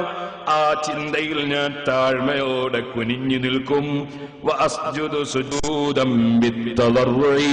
ഞാൻ വളരെ താഴ്മ പ്രകടിപ്പിച്ചുകൊണ്ട് എന്റെ അവയവങ്ങളൊക്കെ നിലത്ത് വെച്ച് ഏറ്റവും മനുഷ്യൻ ബഹുമാനിക്കുന്ന മുഖം നിലത്തുകുത്തി മനുഷ്യന്റെ നെറ്റി അത് മണ്ണിലോ ഭൂമിയിലോ കുത്തി ഞാനങ്ങ് സുജൂദ് ചെയ്യും.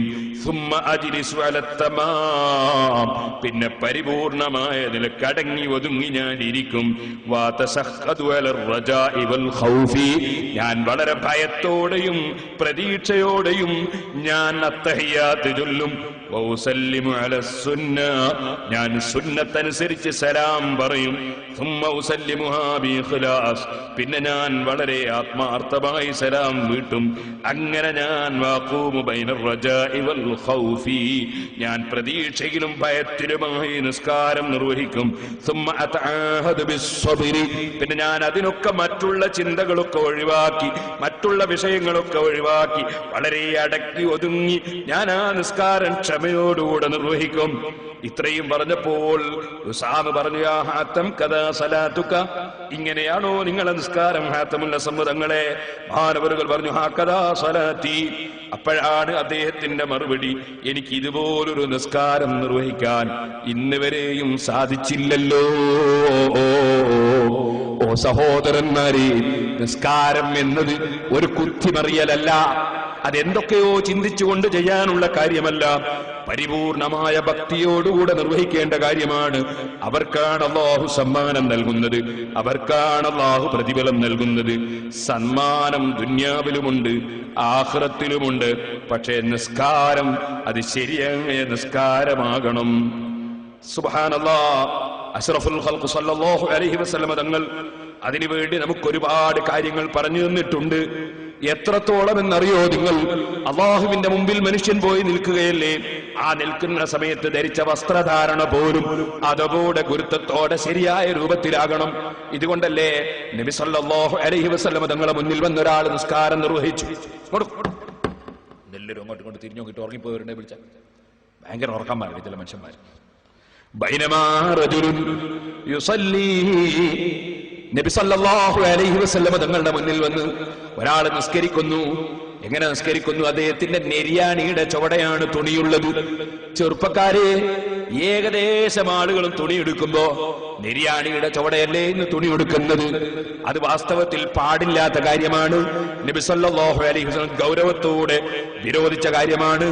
അതേ സലാത്തുൻ ലാ യുകല്ലിമുഹും അല്ലാഹു വലാ യുസക്കീഹിം വലാ യൻദുറു ഇലൈഹിം, അല്ലാഹു തആല അവരെ പരിശുദ്ധരാക്കൂല, അല്ലാഹ് അവരെ സംസ്കരിക്കൂല, അല്ലാഹ് റഹ്മത്തിന്റെ നോട്ടം നോക്കൂല, അല്ലാഹ് അവരോട് ഉരിയാടൂല, അല്ലാഹ് അവരോട് മിണ്ടൂല, അല്ലാഹ് അവരെ കൊള്ള റഹ്മത്തിന്റെ നോട്ടം നോക്കൂല. അല്ലാഹു ജല്ല ജലാലുഹു അതേ അവരെ ശുദ്ധീകരിക്കൂല എന്ന് നബി സല്ലല്ലാഹു അലൈഹി വസല്ലം തങ്ങൾ പറഞ്ഞു. അപ്പോൾ സഹാബത്ത് ചോദിച്ചു, ആരാണ് നബിയെ ആ കൂട്ടര്? ആ കൂട്ടരെ എണ്ണുന്ന കൂട്ടത്തിൽ അല്ലാഹുവിന്റെ റസൂല് എണ്ണിയ ഒരു കൂട്ടരാരാണ്? അൽ മുസ്ബിലു ഇസാറഹു, തുണി തുണി നെരിയാണിയുടെ ചോടെ ഉടുക്കുന്നവനാണ്. കാരണം അത് കിബിറിന്റെ ലക്ഷണമാണ്, അഹങ്കാരത്തിന്റെ ലക്ഷണമാണ്. അതുകൊണ്ട് തന്നെ വളരെ ഗൗരവത്തോടെയാണ് നബി സല്ലല്ലാഹു അലൈഹി വസല്ലം നെരിയാണിയുടെ ചുവടെ പുരുഷന്മാര് തുണി ഉടുക്കുന്നതിനെ സംബന്ധിച്ച് പറഞ്ഞത്. സ്ത്രീകളെ, നിങ്ങൾക്കത് ബാധകമല്ല. നിങ്ങളെ ശരീരത്തിൽ പൂർണ്ണമായി തുണി ഉടുക്കുന്ന സമയത്ത് നിങ്ങൾ നെരിയാണിയുടെ ചുവടെ ഒരു ചാണെങ്കിലും താഴ്ത്തി ഉടുക്കണമെന്നാണ് നിയമം. കാരണം നിങ്ങളെ കാല് മറ്റൊരാൾ കാണാൻ പാടില്ലല്ലോ, അതുകൊണ്ട് താഴ്ത്തി ഉടുക്കണമെന്നാണ് നിയമം. അതുകൊണ്ടും കാണുമെന്ന് തോന്നിയാൽ വീണ്ടും താഴ്ത്തി ഉടുക്കണമെന്നാണ്. നേരെ മറിച്ച് പുരുഷന്മാര്, ചെറുപ്പക്കാരെ, നെരിയാണിയുടെ ചുവടെ തുണി ഉടുക്കുന്ന സമയത്ത് നെരിയാണിയുടെ ചുവടെ തുണി ഉടുക്കുന്നത് കടുത്ത തെറ്റാണ്. ഈ ബോധം നമുക്കുണ്ടാകണം. അല്ലാഹുവിന്റെ റസൂല് സല്ലല്ലാഹു അലൈഹി വസല്ലം തങ്ങളുടെ സമീപത്ത് നിന്ന് നിസ്കരിച്ച ഒരാൾ തുണി താഴ്ത്തി ഉടുത്ത് നിസ്കരിച്ചപ്പോൾ അല്ലാഹുവിന്റെ റസൂല് നിസ്കാരം കഴിഞ്ഞു വരുമ്പോ അദ്ദേഹത്തെ വിളിച്ചു പറഞ്ഞു, ഇദ്ഹബ് ഫതവല്ല ഫദഹബ ഫതവല്ല. ഓ മനുഷ്യ, നീ പോയി wudu എടുക്കൂ, എന്നിട്ട് നീ നിസ്കാരം നിർവഹിക്കൂ. ഫദഹബ ഫതവല്ല. അദ്ദേഹം പോയി wudu എടുത്തു വന്നു, പിന്നെയും വന്നു. സുബ്ഹാനല്ലാഹ്. wudu എടുത്തു വന്നപ്പോ നബി സല്ലല്ലാഹു അലൈഹി വസല്ലം തങ്ങളുടെ സമീപത്ത് വന്നപ്പോ ഒരാൾ ചോദിച്ചു, നബിയേ മാലക അമർതഹു അയതവല്ല. നബിയെ, തങ്ങൾ എന്തിനാണ് അദ്ദേഹത്തോട് wudu എടുക്കാൻ പറഞ്ഞത്? ഖാല ഇന്നഹു കാന യുസല്ലി വഹുവ മുസ്ബിലുൻ നിസാറഹു വ ഇന്നല്ലാഹ ലാ യഖ്ബലു സലാത്ത റജുലിൻ മുസ്ബിലിൻ നിസാറഹു. അവൻ നെരിയാണിയുടെ ചുവടെ തുണി ഉടുത്തുകൊണ്ടാണ് നിസ്കരിച്ചത്. അതുകൊണ്ടാണ് അവനോട് wudu അടക്കം മാറ്റിയെടുക്കണമെന്ന് പറഞ്ഞത്. കാരണം നെരിയാണിയുടെ ചുവടെ തുണി താഴ്ത്തി ഉടുക്കുന്നവന്റെ നിസ്കാരം അല്ലാഹു തആല അത് പരിപൂർണമായ നിലക്ക് സ്വീകരിക്കുകയില്ല. അപ്പൊ സഹോദരന്മാരെ, നെരിയാണിയുടെ ചുവടെ തുണി ഉടുത്ത് നിസ്കരിച്ചവന്റെ നിസ്കാരത്തിന് ന്യൂനതയാണ്, അത് പരിപൂർണമായ രൂപത്തിലായില്ല. ഞാൻ നേരത്തെ നിങ്ങളോട് പറഞ്ഞില്ലേ, കോർട്ടിൽ വെച്ച് കളിക്കുന്ന സമയത്ത് കളിക്ക് പോലും വര തെറ്റരുത്, അതുപോലെ തന്നെ തൊട്ടു പോകരുത്, ഗ്രൗണ്ടിന്റെ പുറത്തായി പോകരുത്, ഇങ്ങനെ തുടങ്ങി നിബന്ധനകളുണ്ടെങ്കിൽ നിസ്കാരത്തിന് ഒരുപാട് നിബന്ധനകളും സുന്നത്തുകളുമുണ്ട്. ആ സുന്നത്തുകൾ പാലിച്ച് നിസ്കരിക്കാതിരുന്നാൽ, സുന്നത്തുകൾ പാലിച്ച് നിസ്കരിക്കാതിരുന്നാൽ, അദബുകൾ പാലിച്ച് നിസ്കരിക്കാതിരുന്നാൽ, ഞാൻ മുമ്പ് സൂചിപ്പിച്ചിട്ടുണ്ടല്ലോ, ഇമാം ഗസാലി റളിയല്ലാഹു അൻഹു പറഞ്ഞില്ലേ, വികലാംഗനായ ഒരടിമയെ രാജാവിന് കാഴ്ചവെക്കുന്നത് പോലെയാണത്. കാതില്ലാത്ത മനുഷ്യൻ ജീവി തന്നെയാണ്, അടിമ തന്നെയാണ്. പക്ഷേ ഒരു രാജാവിന്റെ മുമ്പിൽ കാഴ്ചക്ക് അടിമ വെക്കാൻ പറ്റൂലല്ലോ. കാരണം കാത് മുറിഞ്ഞ അടിമയല്ലേ. ഉദ്ഹിയ്യത്ത് അറുക്കുന്ന സമയത്ത് കാതില്ലാത്ത കുട്ടനെ അറുക്കാൻ പറ്റുന്നില്ലല്ലോ. കാരണം അത് കുട്ടനല്ലാത്തത് കൊണ്ടല്ലല്ലോ, അല്ലെങ്കിൽ അത് ജീവിയല്ലാത്തത് കൊണ്ടല്ലല്ലോ, അറുത്താൽ മാംസമില്ലാത്തത് കൊണ്ടല്ലല്ലോ, അതിന് വൈകല്യമുള്ളത് കൊണ്ടല്ലേ. ഇതുപോലെ സുന്നത്തുകൾ തന്നെ ഒഴിവാക്കി നിസ്കരിച്ചാൽ തന്നെ വൈകല്യമാണ്. ആ വൈകല്യം ഉള്ള നിസ്കാരമല്ലല്ലോ നിസ്കരിക്കേണ്ടത്. എന്നാൽ അവനോട് wudu എടുക്കാൻ പറഞ്ഞതോ, നമ്മുടെ ഫിഖ്ഹിന്റെ കിതാബിലുള്ള നിയമം നോക്കിയാൽ നിര്യാണിയുടെ ചോടെ തുണി ഉടുത്തുകൊണ്ട് wudu ബാത്തിലാകുന്നില്ല, നിസ്കാരം ബാത്തിലാകുന്നില്ല. ആ മസ്അല അറിയാഞ്ഞിട്ട് ഞാൻ പറഞ്ഞതാണെന്ന് ആരും തെറ്റിദ്ധരിക്കേണ്ടതില്ല. ഓ സഹോദര, നബി സല്ലല്ലാഹു അലൈഹി വസല്ലം തങ്ങൾ ഫത്ഹുൽ മുഈൻ ഓതിയിട്ടില്ലെന്നും ആരും തെറ്റിദ്ധരിക്കേണ്ടതില്ല. എല്ലാ ഫത്ഹുൽ മുഈനും നബി സല്ലല്ലാഹു അലൈഹി വസല്ലം തങ്ങൾ പഠിപ്പിച്ചതിൽ നിന്ന് മനസ്സിലാക്കി ഉണ്ടാക്കിയതല്ലാതെ ഒരു ഇമാമിനും ഒരു കിതാബും ഇല്ലല്ലോ. അപ്പൊ നബി സല്ലല്ലാഹു അലൈഹി വസല്ലം നെരിയാണിയുടെ ചോടെ തുണി ഉടുത്ത് നിസ്കരിച്ചതുകൊണ്ട് നിസ്കാരം ബാത്തിലാകുമെന്ന് വിധിക്കുകയല്ല, മറിച്ച് അവന്റെ നിസ്കാരം പരിപൂർണമായിട്ടില്ല. പൂർണ്ണമായ നിസ്കാരമാകണമെങ്കിൽ ഒന്നുകൂടി അവന്റെ wudu എടുത്തിട്ട് തന്നെ അവന്റെ ശരീരത്തിലുള്ള അവയവങ്ങൾ തന്നെ, അവന്റെ കാലും അവന്റെ മുഖവും അവന്റെ കൈയും അവന്റെ തലയുമൊക്കെ ഒന്നുകൂടി wudu എന്ന് പറയുന്ന ശുദ്ധീകരണത്തിലൂടെ ഫിൽട്ട് ചെയ്തിട്ട് വേണം, ശുദ്ധീകരിച്ചിട്ട് വേണം ഇവന്റെ നിസ്കാരം നടക്കാൻ. കാരണം ഇവൻ നെരിയാണിയുടെ ചോടെ തുണി ഉടുത്ത് നിസ്കരിച്ചതുകൊണ്ട് അവന്റെ കാലും ഒന്ന് ശുദ്ധീകരിക്കേണ്ടതുണ്ട്. അത് wudu എടുക്കുന്ന സമയത്ത് പാപങ്ങൾ കഴുകിപ്പോകുമല്ലോ. ആ പാപം wuduവിലൂടെ കഴുകി വൃത്തിയാക്കി ഫിൽട്ട് ചെയ്തുകൊണ്ട് വേണം റബ്ബിന്റെ മുമ്പിൽ വന്ന് നിൽക്കാൻ. ഇത് ആത്മീയമായ ചിന്തയാണ്, ആത്മീയമായ ഉപദേശമാണ്. അതുകൊണ്ട് തന്നെ നമ്മൾ നെരിയാണിയുടെ ചുവടെ തുണിയുമെടുത്ത് ഒരിക്കലും നടക്കാൻ പാടില്ല. നിസ്കരിക്കുന്ന സമയത്ത് തീരെ പാടില്ല. ഈ കാര്യം നമ്മുടെ ശ്രദ്ധയിൽ വേണമെന്ന് ഞാൻ ഓർമ്മപ്പെടുത്തുകയാണ്. അല്ലാഹുവിന്റെ റസൂല് സല്ലല്ലാഹു അലൈഹി വസല്ലം 3 കക്ഷികളോട് അല്ലാഹു മിണ്ടൂല. അല്ലാഹു തആല 3 കക്ഷികളിലേക്ക് നോക്കൂല. അല്ലാഹു തആല 3 കക്ഷികളെ ശുദ്ധീകരിക്കൂല. വലഹും അദാബുൻ അലീം, അവർക്ക് ഭയാനകമായ വളരെ വേദനിപ്പിക്കപ്പെടുന്ന ശിക്ഷയുണ്ടെന്ന് പറഞ്ഞല്ലോ. ആ പറഞ്ഞ കാര്യം 3 പ്രാവശ്യം പറഞ്ഞപ്പോ അബൂദർ ഗിഫാരി റളിയല്ലാഹു അൻഹു പറഞ്ഞതാണ്, ഖാബൂ വ ഖസിറൂ, അവര് നഷ്ടപ്പെട്ടു പോയല്ലോ നബിയെ, അവര് പരാജയപ്പെട്ടു പോയല്ലോ നബിയെ. മൻഹും യാ റസൂലല്ലാഹ്, അവരാരാണ് നബിയേ? അപ്പോഴാ മറുപടി, അൽ മുസ്ബിലു, എരിയാണിയുടെ ചുവടെ തുണിയെടുത്ത് അഹങ്കാരം പ്രകടിപ്പിച്ച് നടക്കുന്ന മനുഷ്യൻ. വൽ മന്നാൻ, ആർക്കെങ്കിലും എന്തെങ്കിലും സദഖ കൊടുക്കുകയോ ഉപകാരം ചെയ്യുകയോ ചെയ്തെങ്കിൽ അതിങ്ങനെ എടുത്ത് പറഞ്ഞുകൊണ്ടിരിക്കുന്ന മനുഷ്യൻ.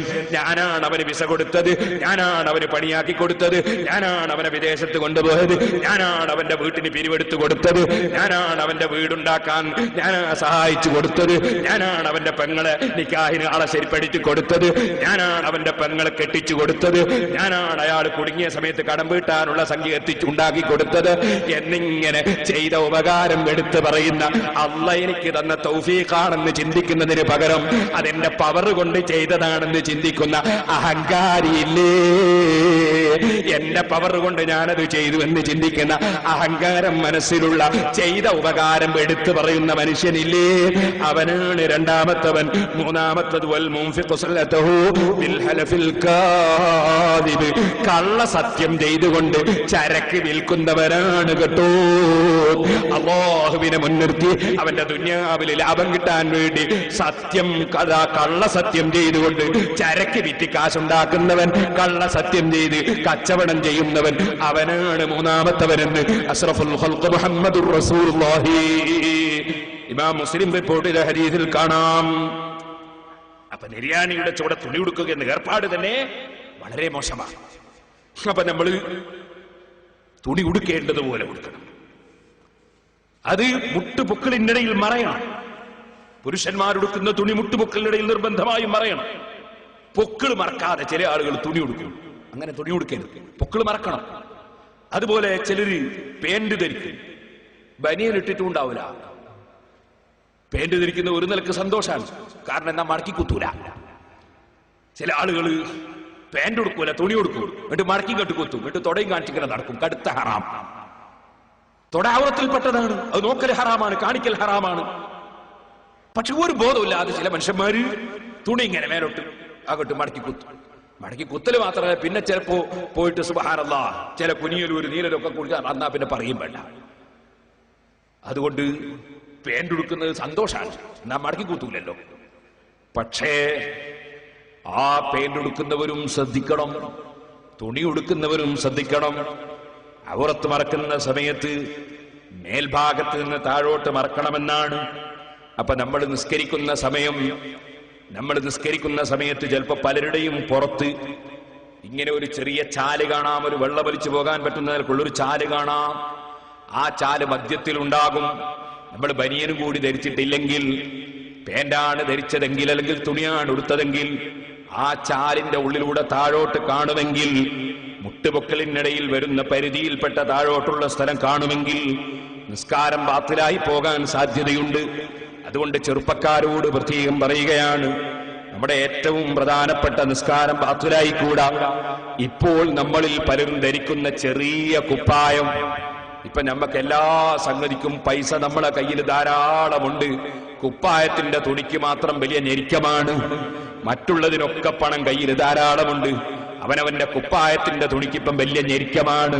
അങ്ങനെ വളരെ ചെറിയ കുപ്പായം ധരിച്ച്, എന്നിട്ട് പേന്റും ധരിച്ചോ തുണിയും ധരിച്ചോ നിസ്കരിക്കുമ്പോ, റുക്കൂ ചെയ്യുമ്പോഴോ സുജൂദ് ചെയ്യുമ്പോഴൊക്കെ ആ കുപ്പായം അങ്ങ് കയറിപ്പോവുകയും കൂടി ചെയ്താൽ പലപ്പോഴും പലരുടെയും പൊക്കിളിന്റെ ചുവടെയുള്ള സ്ഥലം വെളിച്ചത്ത് വരുന്നുണ്ട്.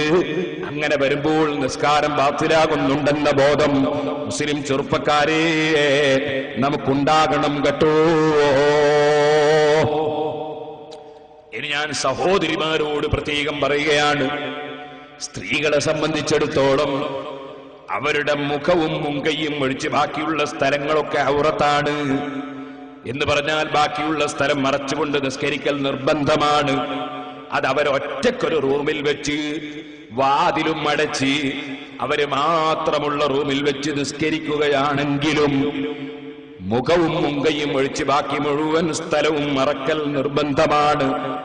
അങ്ങനെ വരുമ്പോൾ മുഖം എന്ന് പറയുന്നത് എന്തിനാണെന്ന് നമ്മൾ മനസ്സിലാക്കണം. മുഖം എന്ന് പറയുന്നത് അഭിമുഖമായി നിൽക്കുന്ന സ്ഥലത്തിനാണ് എന്ന് പറഞ്ഞാൽ സാധാരണ നിലയ്ക്ക് നമ്മുടെ തലയിലുള്ള മുടി മുളക്കുന്ന സ്ഥലം അതിന്റെ മേലെ അതിർത്തിയാണ്. താടിയെല്ലിന്റെ ഇങ്ങേ അറ്റം അതിന്റെ താഴെ അതിർത്തിയാണ്. ഈ താടിയെല്ലിന്റെ അറ്റത്തിന്റെ താഴെ ഉള്ള സ്ഥലം താടിയെല്ലിന്റെ നേരെ നമ്മൾ ഇങ്ങനെ നിൽക്കുമ്പോൾ അഭിമുഖമായി നിൽക്കുമ്പോൾ കാണുന്ന സ്ഥലം, അതിന്റെ ഏറ്റവും ലാസ്റ്റ് അവിടെ മുഖത്തിന്റെ അതിര് തീർന്നു. അതിന്റെയും ചുവടയാണ് പല സ്ത്രീകളും മക്കനയിടുന്ന സമയത്ത് മക്കന ധരിക്കുന്നത്.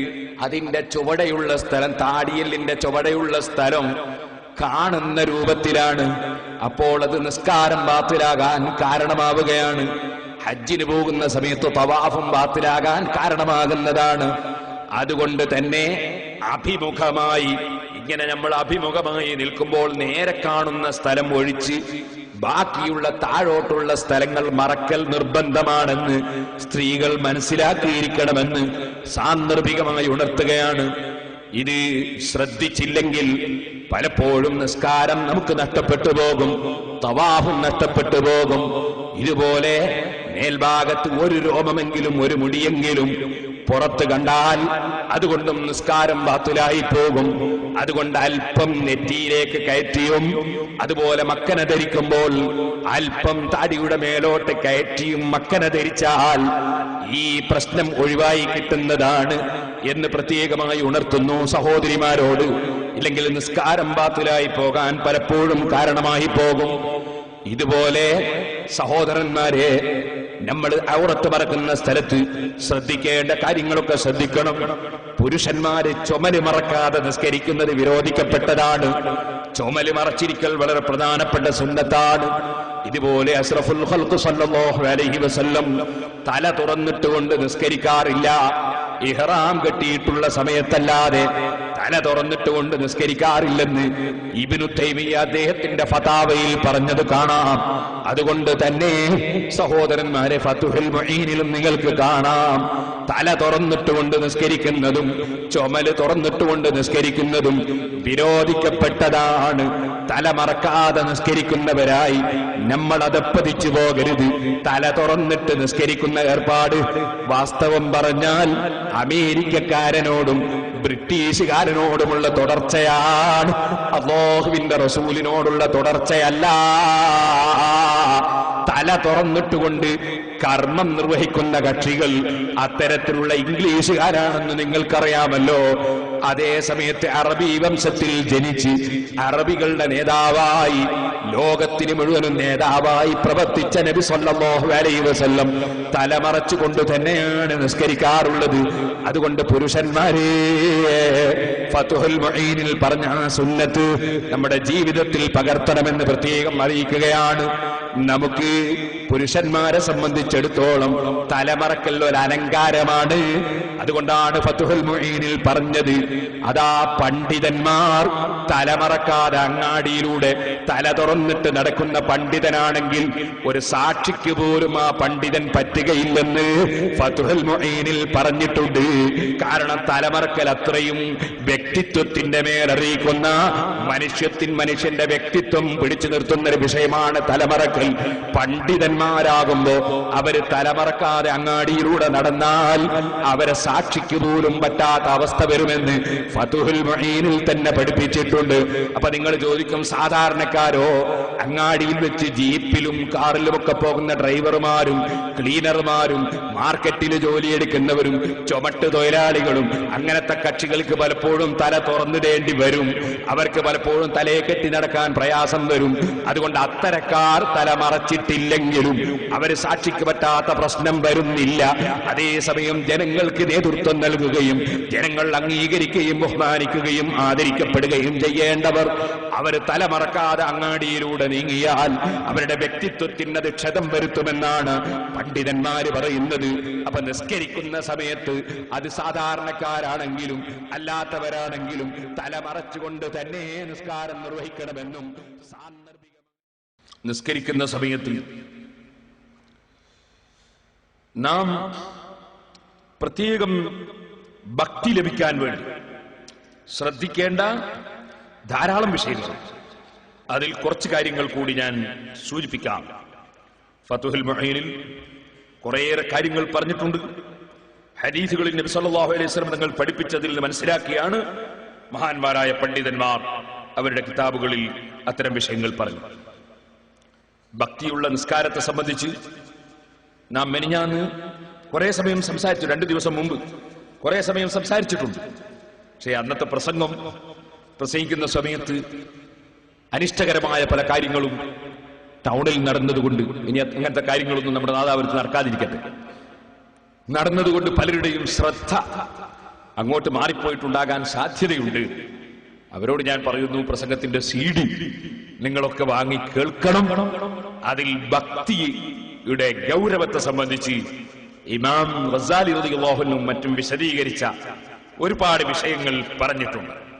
അന്ന് ഞാൻ ബാക്കി വെച്ചതായിരുന്നു നിസ്കാരത്തിൽ ഭക്തി ഉണ്ടാകാൻ നമ്മൾ പ്രത്യേകം ശ്രദ്ധിക്കേണ്ട ചില വിഷയങ്ങൾ. അഷ്റഫുൽ ഖൽഖ് സല്ലല്ലാഹു അലൈഹി വസല്ലം തങ്ങൾ പറഞ്ഞു, ലാ യസാലുല്ലാഹു അസ്സ വജല്ല മുഖ്ബിലൻ അലൽ അബ്ദി വഹുവ ഫീ സ്വലാത്തിഹി മാ ലം യൽതഫിത് ഫൈദൽ തഫത ഇൻസറഫ അൻഹു. അല്ലാഹു സുബ്ഹാനഹു വ തആലയുമായി സംഭാഷണം നടത്താൻ അടിമ അവന്റെ മുന്നിലേക്ക് വന്ന സമയമല്ലേ നിസ്കാര സമയം. അങ്ങനെ നിസ്കരിക്കുമ്പോൾ അല്ലാഹു അവനിലേക്ക് തിരിഞ്ഞവനാണ്. അല്ലാഹു അവന് റഹ്മത്ത് ചെയ്യാനും അവനെ സ്വീകരിക്കാനും അവനിലേക്ക് മുന്നിട്ടവനാണ് അല്ലാഹു തആല. മാലം യൽതഫിത്, അവൻ തിരിഞ്ഞു നോക്കാതിരിക്കുമ്പോൾ, ഈ നിസ്കരിക്കുന്ന മനുഷ്യൻ മറ്റൊന്നിലേക്ക് അവന്റെ ദൃഷ്ടി പതിച്ചാൽ, മറ്റൊരു ഭാഗത്തേക്ക് തിരിഞ്ഞു നോക്കിയാൽ, ഫൈദൽ തഫത ഇൻസറഫ അൻഹു, അല്ലാഹു ജല്ല ജലാലുഹു അവനിലേക്ക് മുന്നിട്ടുകൊണ്ട് സ്വീകരിക്കാൻ നിൽക്കുന്ന റബ്ബ് അവനെ തൊട്ട് പിരിഞ്ഞു കളയുന്നതാണ്. കാരണം ഇവന്റെ നിസ്കാരം എനിക്ക് സമർപ്പിക്കുകയല്ലല്ലോ, ഇവൻ അതിനിടയ്ക്ക് വേറോരോന്ന് നോക്കുകയല്ലേ. ഇതാണ് അല്ലാഹു തആല പിരിഞ്ഞു കളയുമെന്ന് പറഞ്ഞതിനർത്ഥം. അതുകൊണ്ട് തന്നെ സഹോദരന്മാരെ, നിസ്കരിക്കുന്ന സമയത്ത് സുജൂദിന്റെ സ്ഥലത്ത് തന്നെ നോക്കുകയല്ലാതെ അപ്പുറത്തും ഇപ്പുറത്തും ഒരിക്കലും നമ്മുടെ ദൃഷ്ടി പതിഞ്ഞു പോകാതിരിക്കാൻ ശ്രമിക്കണം. ഇതുകൊണ്ട് തന്നെ ഒരു ഹദീസിൽ അഷ്റഫുൽ ഖൽഖ് സല്ലല്ലാഹു അലൈഹി വസല്ലം തങ്ങൾ പറഞ്ഞത് കാണാം, ലയന്തഹിയന്ന അഖ്വാമുൻ അൻ റഫഇഹിം അബ്സാറഹും മിൻ ദുആഇ ഫി സ്വലാത്തി ഇല സമാ. അല്ലാഹുവിനോട് പ്രാർത്ഥിക്കുന്ന സമയത്ത് മേൽഭാഗത്തേക്ക് ഒരു മനുഷ്യന്റെ കണ്ണും ഉയർന്നു പോകരുത്. അങ്ങനെ ഉയരുന്ന വല്ലവരുമുണ്ടെങ്കിൽ അവരത് നിർത്തിക്കൊള്ളണം. സാധാരണ നിലക്ക് നിങ്ങൾക്കറിയാം, സാധാരണ നിലക്ക് ഒരാൾ ദുആ ചെയ്യുമ്പോ ഖിബിലയിലേക്ക് തിരിഞ്ഞ് ദുആ ചെയ്യലാണ് സുന്നത്ത്. കൈ മേൽപോട്ട് ഉയർത്തിയിട്ട് ദുആ ചെയ്യലാണ് സുന്നത്ത്. എന്നാ സഹോദരന്മാരെ, നിസ്കാരത്തിൽ ഖുനൂത്ത് ഓതുന്ന സമയത്ത് കൈ ഉയർത്തൽ സുന്നത്തുണ്ട്. അതേ സമയത്ത് മറ്റുള്ള സമയത്തുള്ള ദുആകളിലൊന്നും കൈ ഉയർത്താൻ പാടില്ല. കൈ ഉയർത്താതെ തന്നെയാണ് നമ്മൾ ദുആ ചെയ്യുന്നത്. കാരണം അല്ലാഹുവുമായുള്ള സംഭാഷണത്തിൽ സുജൂദിന്റെ സ്ഥാനത്ത് നോക്കിയുള്ള നൃത്തമാണ്. അപ്പൊ കൈ തന്നെ അവിടെ ഉയർത്തേണ്ടതില്ലെന്നാണ്. എന്നാൽ സാധാരണ നിലക്ക് ദുആ ചെയ്യുമ്പോൾ കണ്ണ് മേൽപോട്ട് ഉയർത്തുന്നതിന്റെ വിധി എന്താണ്? വുദുവിന്റെ ശേഷമുള്ള ദുആ നടത്തുന്ന സമയത്ത് കൈ മേൽപോട്ട് ഉയർത്തുന്നതോടുകൂടി കണ്ണും കൂടി മേൽപോട്ട് ഉയർത്തുന്നത് വുദുവിന്റെ ശേഷമുള്ള ദുആ. അശ്ഹദു അല്ലാ ഇലാഹ ഇല്ലല്ലാഹു വഹ്ദഹു ലാ ശരീക ലഹ് വഅശ്ഹദു അന്ന മുഹമ്മദൻ അബ്ദുഹു വറസൂലുഹു അല്ലാഹുമ്മ ഇജ്അൽനീ മിനത് തവ്വാബീന വജ്അൽനീ മിനൽ മുതത്വഹിരീന വജ്അൽനീ മിൻ ഇബാദിക സ്വാലിഹീൻ എന്ന് പറഞ്ഞുകൊണ്ട് വുദുവിന് ശേഷം നടത്തുന്ന ദുആ, ആ ദുആ നടത്തുന്ന സമയത്ത് കണ്ണുകൂടി മേൽപോട്ട് ഉയർത്തൽ നല്ലതാണെന്ന് ഇമാം ഗസാലി റളിയല്ലാഹു അൻഹു പറഞ്ഞിട്ടുണ്ട്. അങ്ങനെ പ്രത്യേകം പറഞ്ഞിട്ടില്ലാത്ത ദുആകൾ, സാധാരണ നിലക്ക് നമ്മൾ ചെയ്യുന്ന ദുആകൾ, നിസ്കാരത്തിന്റെ പുറത്ത് സാധാരണ നമ്മൾ നടത്തുന്ന ദുആകൾ, ആ സമയത്ത് കണ്ണ് മേൽപോട്ട് ഉയർത്തുന്നതിന്റെ വിധി എന്താണ്? പണ്ഡിതന്മാർക്കിടയിൽ അതിൽ രണ്ടഭിപ്രായമാണ്. ഇമാം ശുറൈഹുൽ ഖാദി റഹ്മത്തുള്ളാഹി അലൈഹി നിങ്ങളെ പോലുള്ള ചില പണ്ഡിതന്മാരുടെ അഭിപ്രായം സാധാരണ നിലക്ക് ദുആ ചെയ്യുമ്പോൾ കണ്ണ് മേൽപോട്ട് ഉയർത്തുന്നത് കറാഹത്താണെന്നാണ്. എന്നാൽ ബഹുഭൂരിപക്ഷം പണ്ഡിതന്മാരുടെയും അഭിപ്രായം ഖിബല ദുആ നടത്തുന്നതിന്റെ ഖിബലയാണ് ആകാശം. അതുകൊണ്ട് ദുആ നടത്തുമ്പോൾ മേൽപോട്ട് കണ്ണുയർത്തുന്നതിന് കറാഹത്തില്ല, അനുവദനീയമാണ്, ജായിസാണെന്നാണ് ബഹുഭൂരിപക്ഷം പണ്ഡിതന്മാരുടെയും അഭിപ്രായം. അതുകൊണ്ട് ഏതെങ്കിലും ഒരാൾ ദുആ ചെയ്യുന്ന സമയത്ത് മേൽപോട്ട് കണ്ണുയർത്തി ദുആ നടത്തുന്നുണ്ടെങ്കിൽ അതിൽ നമ്മൾ ആക്ഷേപിക്കേണ്ടതില്ല. കാരണം എന്തുകൊണ്ട്? ആ ദുആ നടത്തുന്ന സമയത്ത് അത് അനുവദനീയമാണെന്നാണ് ഭൂരിപക്ഷം പണ്ഡിതന്മാരും പറഞ്ഞത്. പക്ഷേ കറാഹത്താണെന്ന് പറഞ്ഞ പണ്ഡിതന്മാരുള്ളത് കൊണ്ട് സാധാരണ നിലക്കുള്ള ദുആക്ക് മേൽപോട്ട് കണ്ണുയർത്താതെ പ്രാർത്ഥിക്കുന്നതാണ് നല്ലതെന്ന് നമുക്ക് മനസ്സിലാക്കാവുന്നതാണ്. ഇരിക്കട്ടെ സഹോദരന്മാരെ, എന്നാൽ നിസ്കാരത്തിൽ ദുആ നടത്തുന്ന സമയത്ത് മേൽപോട്ട് കണ്ണുയർത്തുന്നത് അത് വലിയ ഒരു മോശമായി നബി സല്ലല്ലാഹു അലൈഹി വസല്ലം പറയുകയാണ്.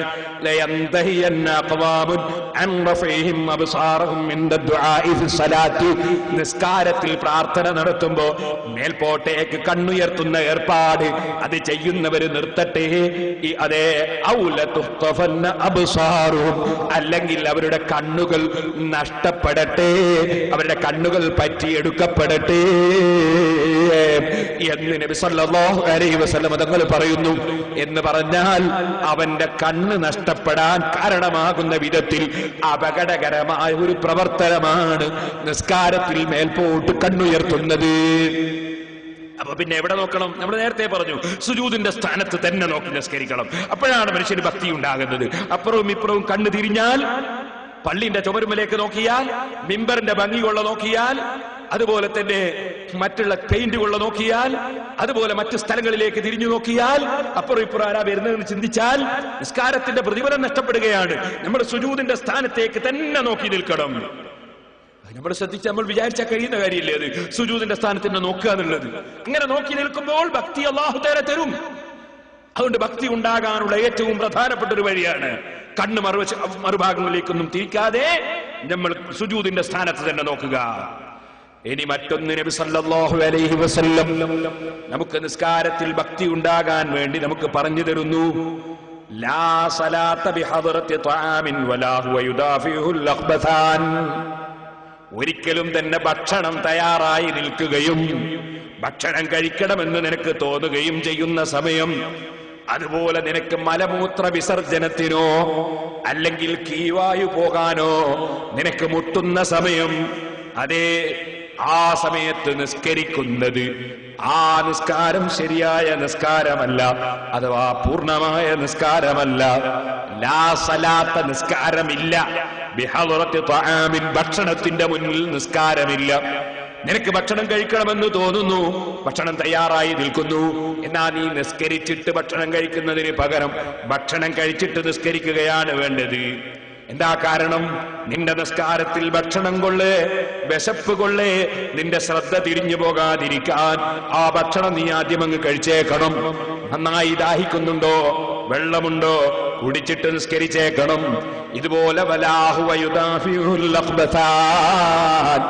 മലമൂത്ര വിസർജനത്തിന് മുട്ടുന്ന സമയത്ത് അത് ചെയ്തതിന് ശേഷമാണ് നിസ്കരിക്കേണ്ടത്. ചില ആളുകൾ ഒളുവെടുക്കൽ ലാഭം കിട്ടുമെന്ന് വിചാരിച്ചിട്ട് നിസ്കരിച്ചിട്ട് മുദ്രയ്ക്കാൻ പോകാൻ വിചാരിക്കുന്നത് മഹാവിഡിത്തം. നബി സല്ലല്ലാഹു അലൈഹി വസല്ലം പറഞ്ഞു ആ സമയത്ത് നിസ്കാരം ഇല്ലാന്ന് എന്ന് പറഞ്ഞാൽ അവന്റെ നിസ്കാരം ശരിയായ നിസ്കാരം ആവൂല, പൂർണ്ണ നിസ്കാരം ആവൂല. അതുകൊണ്ട് വിസർജിച്ച് ഒളുവെടുത്തിട്ട് നിസ്കരിക്കണം. ആ നിസ്കാരത്തിന് ഭക്തി കിട്ടും, അല്ലെങ്കിൽ ഇതിന്റെ ശ്രദ്ധയൊക്കെ മറ്റൊരു ഭാഗത്താവും. അപ്പൊ നിസ്കരിക്കുന്നതിന് മുമ്പ് വിസർജിച്ചതിന് ശേഷമാണ് വേണ്ടത്. ഹദീസിൽ 2 അശുദ്ധി മുട്ടുന്ന സമയം എന്നാ പറഞ്ഞത്. പണ്ഡിതന്മാരതിൽ മനസ്സിലാക്കി പറഞ്ഞു, 2 അശുദ്ധി പോലെ തന്നെ അശുദ്ധിയാണല്ലോ കീവായി പോകുന്നത്, അതിന് മുട്ടിയാലും അത് കഴിഞ്ഞിട്ട് ഒന്നുകൊടുത്ത് നിസ്കരിക്കാണ് വേണ്ടത്. കാരണം മനസ്സ് പൂർണ്ണമായി നിസ്കാരത്തിൽ കേന്ദ്രീകരിക്കാൻ സാധിക്കണം. നിസ്കാരം ഖദായി പോകുമെന്ന് കണ്ടാൽ, നമ്മൾ ഭക്ഷണം കഴിക്കുമ്പോഴേക്ക് നിസ്കാരം ഖദായി പോകും, അല്ലെങ്കിൽ വിസർജിക്കുമ്പോഴേക്ക് നിസ്കാരം ഖദായി പോകുമെന്ന് കണ്ടാൽ നാം നിസ്കാരം നിർവഹിക്കുകയാണ് വേണ്ടത്. നിസ്കാരം ഖദാക്കാൻ പാടില്ല. നിസ്കരിച്ചതിന് ശേഷം അത് നിർവഹിക്കുകയാണ് വേണ്ടത്. എന്നാൽ നിസ്കാരം ഖളായി പോവും. പക്ഷേ വിസർജിക്കാതെ നിസ്കരിച്ചാൽ നിസ്കാരത്തിൽ തന്നെ വിസർജിച്ചു പോകുന്ന കണ്ടാലോ, എന്നാ പിന്നെ വിസർജിച്ചിട്ട് നിസ്കരിക്കാൻ വേണ്ടത്, വൃത്തിയേടാക്കാൻ പോകരുത്.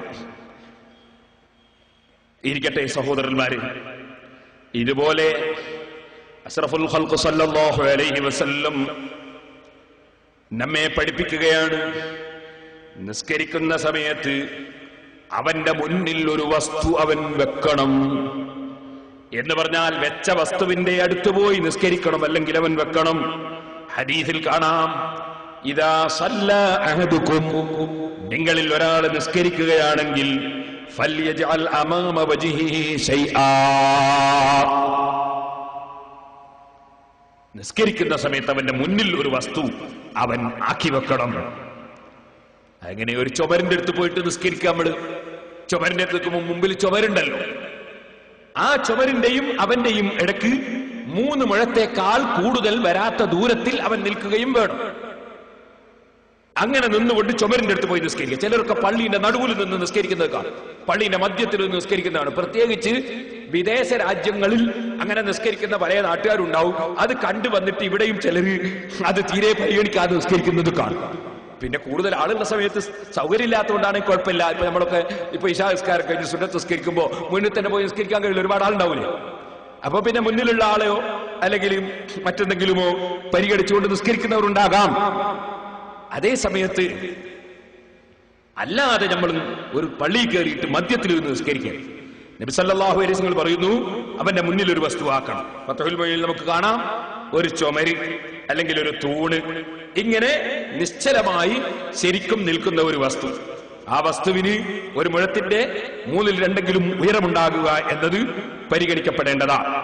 എന്നിട്ട് അവൻ നിൽക്കുമ്പോൾ 3 മുഴത്തിനേക്കാൾ ചുരുങ്ങിയ സ്ഥലത്ത് നിൽക്കുകയും ചെയ്യുക. ആ മറയും ഇവനും തമ്മിലുണ്ടാകുന്ന ദൂരം, അങ്ങനെ നിന്നുകൊണ്ടാണ് നിസ്കരിക്കേണ്ടത്. അങ്ങനെ മറ വെക്കുമ്പോൾ തന്നെ അത് നേരെ മുന്നിലാകാതെ അല്പം ഇടത്തോ വലത്തോ ആകുന്നത് നല്ലതാണെന്നും ഫത്ഹുൽ മുഈൻ പഠിപ്പിച്ചിട്ടുണ്ട്. ഇരിക്കട്ടെ, അങ്ങനെ മുന്നിലൊരു മറ ഉണ്ടായിരിക്കണം. അങ്ങനെ ഇല്ലെങ്കിൽ ഫൈലം യജിദ് ഫൽയൻസിബ് അസൻ, നബി സല്ലല്ലാഹു അലൈഹി വസല്ലം പറയുന്നു, അങ്ങനെ അവനൊരു മറ, ഒരു ചുമരോ തൂണോ അങ്ങനെയുള്ള വസ്തുക്കൾ ഇല്ലെങ്കിൽ അവൻ പള്ളിയിൽ വടി നാട്ടി വെക്കണമെന്ന്. അപ്പൊ നമ്മളെ പള്ളിയിൽ ഇപ്പം വടി കുഴിച്ചിടാൻ കഴിയൂല. പഴയ കാലത്ത് നബി സല്ലല്ലാഹു അലൈഹി വസല്ലം നിസ്കരിച്ചിരുന്ന പള്ളി നമ്മളെ പള്ളി പോലെ കാർപ്പറ്റ് പതിച്ച, അല്ലെ ഗ്രാനൈറ്റ് പതിച്ച, മാർബിള് പതിച്ച, സിമന്റ് ഇട്ട പള്ളിയല്ല. അഷ്റഫുൽ ഖൽഖ് സല്ലല്ലാഹു അലൈഹി വസല്ലം നിങ്ങളുടെ കാലത്തുള്ള പള്ളി വെറും മണല് ഭൂമിയാണ്. ആ ഭൂമി പള്ളിയായി വഖഫ് ചെയ്യപ്പെട്ടാൽ അത് പള്ളിയായി. പള്ളിക്ക് ഗ്രാനൈറ്റ് വേണമെന്നില്ല, പള്ളിക്ക് കാർപ്പറ്റ് വേണമെന്നില്ല, പള്ളിക്ക് സിമന്റ് വേണമെന്നില്ല, മണ്ണ് ഭൂമിയാണ്. അതുകൊണ്ട് തന്നെ ഹദീസിൽ നമുക്ക് കാണാം, അഷ്റഫുൽ ഖൽഖ് സല്ലല്ലാഹു അലൈഹി വസല്ലം ലൈലത്തുൽ ഖദ്ർ ആണെന്നുള്ള ലക്ഷണം കണ്ട ദിവസം സുബ്ഹി നിസ്കാരത്തിന് സുബ്ഹി നിസ്കരിച്ചു കഴിഞ്ഞപ്പോൾ അവിടുത്തെ നെറ്റിയിൽ ചളി പുരണ്ടിരുന്നു മഴ കൊണ്ട് എന്ന് കാണാം. അതുപോലെ മറ്റു ചില സമയങ്ങളിലും അവിടുത്തെ നെറ്റിയിൽ ചളി പുരണ്ടിരുന്നു എന്ന് കാണാം. കാരണം അന്നത്തെ പള്ളി എന്ന് പറഞ്ഞാൽ ഇന്നത്തതുപോലെ മിനാരങ്ങളും ഇന്നത്തതുപോലെ കൊമ്പകളും ഇന്നത്തതുപോലുള്ള ആഡംബരങ്ങളും ഉള്ള പള്ളിയല്ല. എന്ന് മാത്രമല്ല, ഹദീസിൽ നബി സല്ലല്ലാഹു അലൈഹി വസല്ലം തങ്ങൾ പള്ളി മോടി കൂട്ടുന്നതിനെതിരായി സംസാരിച്ചതായും നമുക്ക് കാണാൻ സാധിക്കും. പള്ളി മോടി കൂട്ടുന്നതിനെതിരായി അല്ലാഹുവിന്റെ റസൂൽ സംസാരിച്ചിട്ടുണ്ട്. അപ്പൊ നിങ്ങൾ ചോദിക്കും, ഇപ്പൊ നിങ്ങളൊക്കെ പള്ളി നിർമ്മിക്കുമ്പോൾ നല്ല മോടിയിലല്ലേ പള്ളി ഉണ്ടാക്കുന്നത്? പണ്ഡിതന്മാർ അതിനെ സംബന്ധിച്ച് ചിലർ വിശദീകരിച്ചു.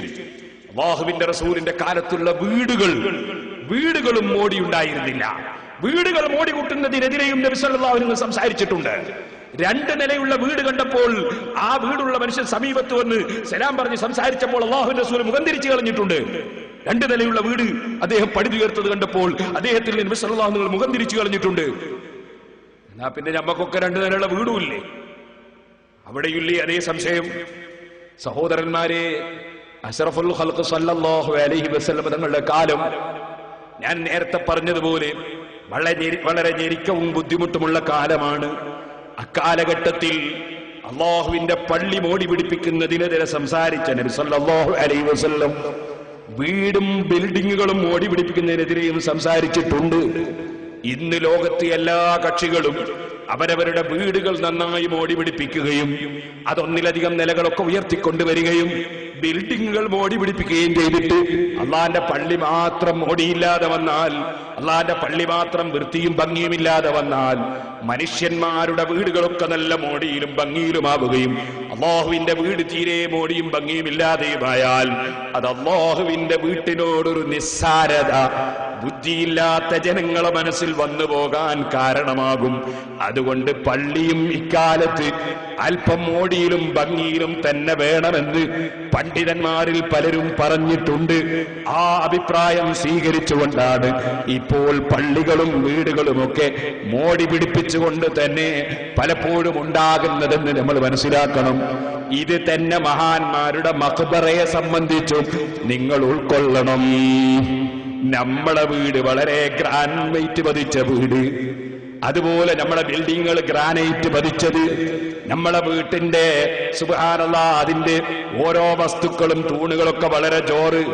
മഹാന്മാരായ സാലിഹീങ്ങൾ കിടക്കുന്ന സ്ഥലത്ത് അവരെ സന്ദർശിക്കാൻ വേണ്ടി വരുന്ന ജനങ്ങൾ കയറി ഇറങ്ങുന്ന സ്ഥലം അത് വളരെ ഖറാബായ രൂപത്തിലാകുന്നത് അതൊരു അതബല്ലല്ലോ എന്ന നിലക്ക് മഹാന്മാരായ പണ്ഡിതന്മാർ അതാ മഹാന്മാരുടെ മഖ്ബറകളുടെ സമീപത്ത് ബിൽഡിങ്ങുകൾ നിർമ്മിക്കുകയും ഖുബ്ബകൾ നിർമ്മിക്കുകയും അതുപോലെ സിയാറത്തിന് സൗകര്യം ചെയ്യുകയും ചെയ്യുന്നത് പുണ്യകർമ്മമാണെന്ന് തന്നെ ഇമാം ഗസാലി റളിയല്ലാഹു അൻഹുവിനെ പോലുള്ള ആളുകൾ പറഞ്ഞതുദ്ധരിച്ചുകൊണ്ട് ഇമാം റംലി റളിയല്ലാഹു അൻഹു നിഹായിലും അതുപോലെ ഇമാം ഇബ്നു ഹജർ തങ്ങൾ തുഹഫയിലും അതുപോലെ പല ഗ്രന്ഥങ്ങളിലും മഹാന്മാരുടെ മഖ്ബറകളുടെ സമീപത്ത് അതാ ജാറം പണിയുന്നത്, ബിൽഡിംഗ് പണിയുന്നത് അത് പുണ്യകർമ്മമാണെന്ന് വരെ രേഖപ്പെടുത്തിയത് നമ്മൾ കാണുന്നുണ്ട്.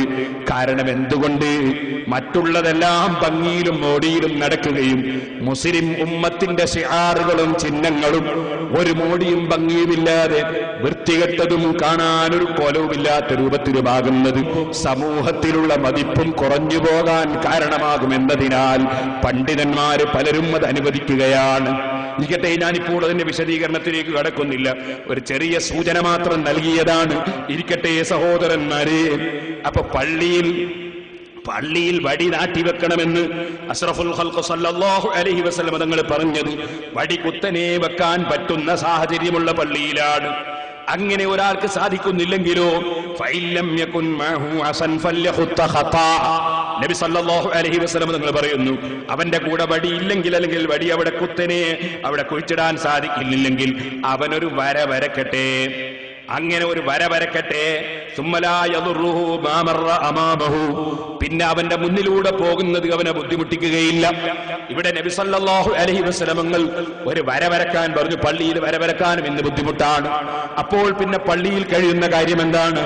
ഒരു നിസ്കരിക്കാൻ നിൽക്കുന്ന വ്യക്തി അവന് ചുമരും അതുപോലെ തൂണും അതുപോലെ നീങ്ങാത്ത സാധനങ്ങളിലേക്ക് നിന്നുകൊണ്ട് നിസ്കരിക്കാൻ സാധിക്കില്ലെങ്കിൽ എന്തെങ്കിലും ഒരു തുണിയെടുത്തവിടെ വിരിച്ചിട്ട് ആ തുണിയിൽ ഒരു മുസല്ലയിലോ അല്ലെങ്കിൽ മറ്റെന്തെങ്കിലും ഒരു തുണിയോ വിരിച്ചിട്ട് അതിൽ വെച്ച് നിസ്കരിക്കാൻ വേണ്ടി ശ്രമിക്കേണ്ടതാണ്.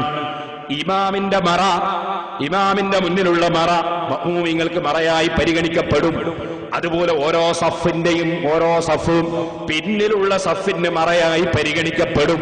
അതുകൊണ്ട് സഫുകൾക്കിടയിലും ഇമാമിന്റെ കൂടെ നിസ്കരിക്കും ഇമാമിന്റെ പിന്നിലും വേറെ മറ അന്വേഷിക്കേണ്ട ആവശ്യമില്ലെന്നുകൂടി സാന്ദർഭികമായി ഉണർത്തുകയാണ്. ഇനി ഞാൻ പറയട്ടെ, നബി സല്ലല്ലാഹു അലൈഹി വസല്ലം അങ്ങനെ മറ വെച്ച് നിസ്കരിക്കുന്നവന്റെ മുന്നിലൂടെ നടന്നു പോകാൻ പാടില്ലെന്ന് പ്രത്യേകമായി രേഖപ്പെടുത്തിയിരിക്കുകയാണ്. അങ്ങനെ ഒരാളും അത്തരക്കാരുടെ മുന്നിലൂടെ നടന്നു പോകാൻ പാടില്ല. കാണാം നിങ്ങൾക്ക്, ലൗ യഅലമുൽ മാറു ബൈന യദൈൽ മുസല്ലി മാദാ അലൈഹി ലകാന അൻ യുഖ്സഫ ബിഹി ഖൈറൻ മിൻ അൻ യമുറ ബൈന യദൈഹി. നിസ്കരിക്കുന്നവന്റെ മുന്നിലൂടെ നടന്നു പോകുന്നതിനേക്കാൾ എത്രയോ നല്ലത് അവനെ ഭൂമിയിൽ പിടിച്ച് താഴ്ത്തിക്കളയുന്നതാണ് എന്ന് വരെ അതിന്റെ ഗൗരവം മനസ്സിലാക്കിയാൽ ഉൾക്കൊള്ളാൻ സാധിക്കുമെന്ന് ഹദീസുകൾ പഠിപ്പിക്കുന്നത് കാണാം. അപ്പൊ നിസ്കരിക്കുന്നവന്റെ മുന്നിലൂടെ നടക്കാൻ പാടില്ല. നിസ്കരിക്കുന്ന മനുഷ്യൻ മറ വെക്കാതെ അവൻ ഏതെങ്കിലും ഒരു സ്ഥലത്തു നിന്നങ്ങ് നിസ്കാരം തുടങ്ങിയതാണെങ്കിൽ നടക്കുന്നവൻ അതാ ഉത്തരവാദിയല്ല, നിസ്കരിക്കുന്നവനാണ് ഉത്തരവാദി. ഇതുപോലെ സഹോദരന്മാരെ, മുന്നിലെ സഫിലുള്ള ഒഴിവ് നികത്താതെ ബേക്കിൽ വന്ന് നിന്നിട്ട് നിസ്കരിക്കുകയാണെങ്കിൽ മുന്നിലെ സഫിലുള്ള ഒഴിവ് നികത്താൻ വേണ്ടി അവന്റെ മുന്നിലൂടെ പോകുന്നവൻ കുറ്റക്കാരനല്ല, മുന്നിലുള്ള ഒഴിവ് നികത്താൻ വേണ്ടി പോകേണ്ടതാണെന്നാണ് നിയമം. അപ്പൊ ഇവിടെ നമ്മൾ മനസ്സിലാക്കണം, മുന്നിലെ സഫുകൾ ഓരോന്നും പൂർത്തീകരിച്ചതിന് ശേഷം മാത്രമേ പിന്നിലെ സഫ് തുടങ്ങാൻ തന്നെ പാടുള്ളൂ. അല്ലാതെ സഫ് കെട്ടിയാൽ ജമാഅത്തിന്റെ പ്രതിഫലം നഷ്ടപ്പെട്ടു പോകാൻ അത് കാരണമാണ്. ഇത് പ്രത്യേകം ശ്രദ്ധിക്കേണ്ടതാണ്. ഇതുപോലെ ഒന്നാമത്തെ സഫ് വളരെ ബഹുമാനമുള്ളതാണ്. ഇമാമിന്റെ വലതു ഭാഗം വളരെ ബഹുമാനമുള്ളതാണ്.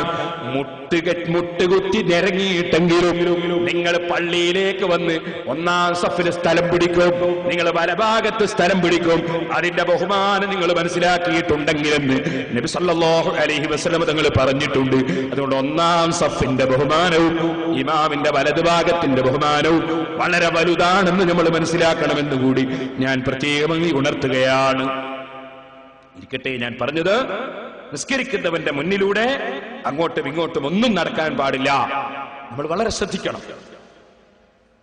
എന്നാൽ ചില ആളുകൾ ചില വിവരക്കേട് ചെയ്യാറുണ്ട്. എന്താണ്, ഞാൻ തന്നെ പലപ്പോഴും അനുഭവിച്ചിട്ടുണ്ട്. നമ്മളിപ്പോ ഒരു സ്ഥലത്ത് പോയിട്ട് നിസ്കരിക്കാനങ്ങ് നിന്നു. അപ്പൊ ചില ആളുകൾ എന്ത് ചെയ്യുന്നറിയോ, നിസ്കരിക്കുമ്പോൾ മുസല്ല പിരിച്ചിട്ടുണ്ടാവില്ല. നമ്മൾ നിസ്കരിക്കാൻ വേണ്ടി ഏതോ റൂമിലോ അല്ലെങ്കിൽ ഒരു വീട്ടിലോ പോയി നിസ്കരിക്കാൻ മുസല്ല വെച്ചിട്ടുണ്ടാവില്ല. ഈ വീട്ടുകാരന് മനസ്സിലൊരു വിഷമം, ഉസ്താദ് നിസ്കരിക്കുമ്പോ മുസല്ല വെച്ചിട്ടില്ലാലോ. ഇയാള് വന്ന് പിടിച്ചു പോയി അലമാരി തുറന്ന് മുസല്ല എടുത്തുകൊണ്ടുവന്ന് ഉസ്താദിന്റെ മുന്നിൽ നിസ്കരിക്കുന്ന സമയത്ത് ഒരൊറ്റ പിരിക്കല്. കടുത്ത ഹറാം, കടുത്ത ഹറാം. അങ്ങനെ എനിക്ക് തന്നെ വലത് പിരിച്ചു എന്ന് എനിക്കറിയാം, അറിവില്ലാത്തത് കൊണ്ടാണ്. കടുത്ത ഹറാം.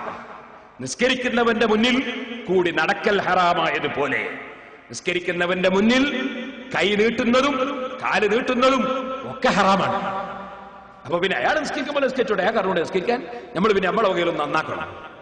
ചില ആളുകളുണ്ട് ഭക്ഷണം കഴിക്കാനിരുന്നാല് വിളമ്പിക്കൊടുക്കുന്ന ആൾക്കാർ. അയാൾ വിളമ്പുന്ന എന്താണ്, അയാൾക്ക് ഏറ്റവും ഇഷ്ടപ്പെട്ടത്, തിന്നുന്നാക്ക് തീരെ പറ്റാത്തത്. തിന്നുന്ന മനുഷ്യന് പറ്റുന്ന അയാളെ ഞങ്ങൾ വിളമ്പൂലേ.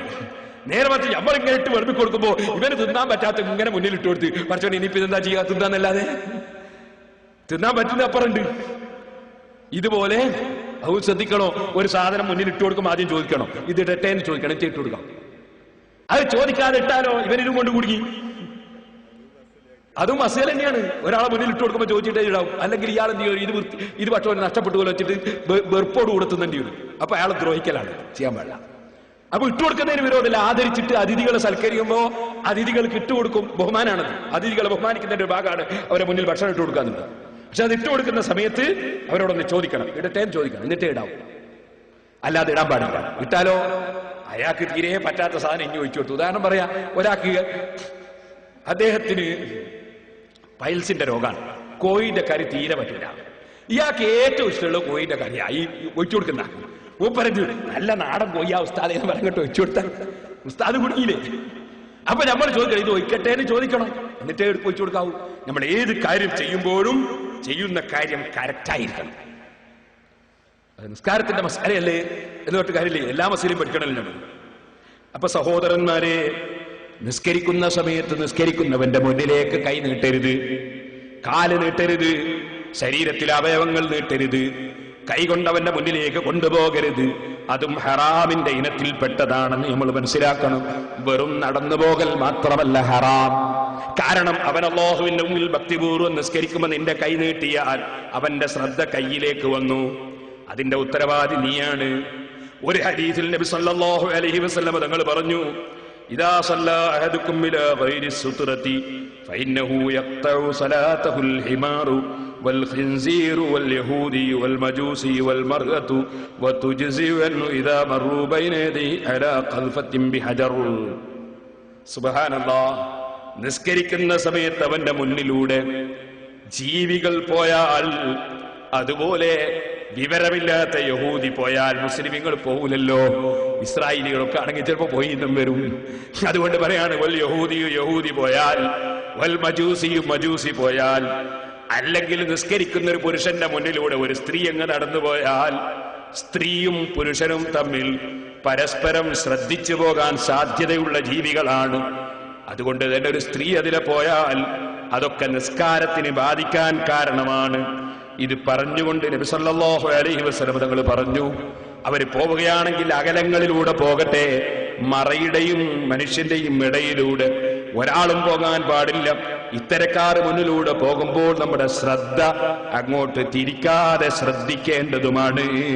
നിസ്കാരം അല്ലാഹുവിന് ചെയ്യുന്ന ഭക്തിപൂർവം ചെയ്യുന്ന ഇബാദത്താണ്. അത് വളരെ പരിഗണിച്ചുകൊണ്ട് ചെയ്യേണ്ടതാണ്. ഇനി നബി സല്ലല്ലാഹു അലൈഹി വസല്ലം തങ്ങൾ വേറൊരു ഹദീസിൽ പഠിപ്പിക്കുകയാണ്. അതെ, നിസ്കരിക്കുമ്പോൾ ഞാൻ പറഞ്ഞല്ലോ, അഷ്റഫുൽ ഖൽഖ് സല്ലല്ലാഹു അലൈഹി വസല്ലമയുടെ കാലത്ത് സുജൂദ് ചെയ്യുന്ന സ്ഥലം മണലാണ്. അങ്ങനെയുള്ള സ്ഥലത്ത് സുജൂദ് ചെയ്യുമ്പോൾ ചിലപ്പോൾ കല്ലുണ്ടാവും, ചരക്കല്ലുണ്ടാവും, മണലുണ്ടാവും, മണ്ണുണ്ടാവും. അപ്പൊ ഒന്നങ്ങട്ട് കൈകൊണ്ട് തട്ടി കല്ല് നെറ്റിക്ക് പെടാതിരിക്കാൻ കൈകൊണ്ട് അങ്ങ് നിരത്തിയാലോ? അങ്ങനെ നിരത്തേണ്ട ഒരു ആവശ്യം വന്നാൽ തന്നെ അവിടുന്ന് പറയുകയാണ്,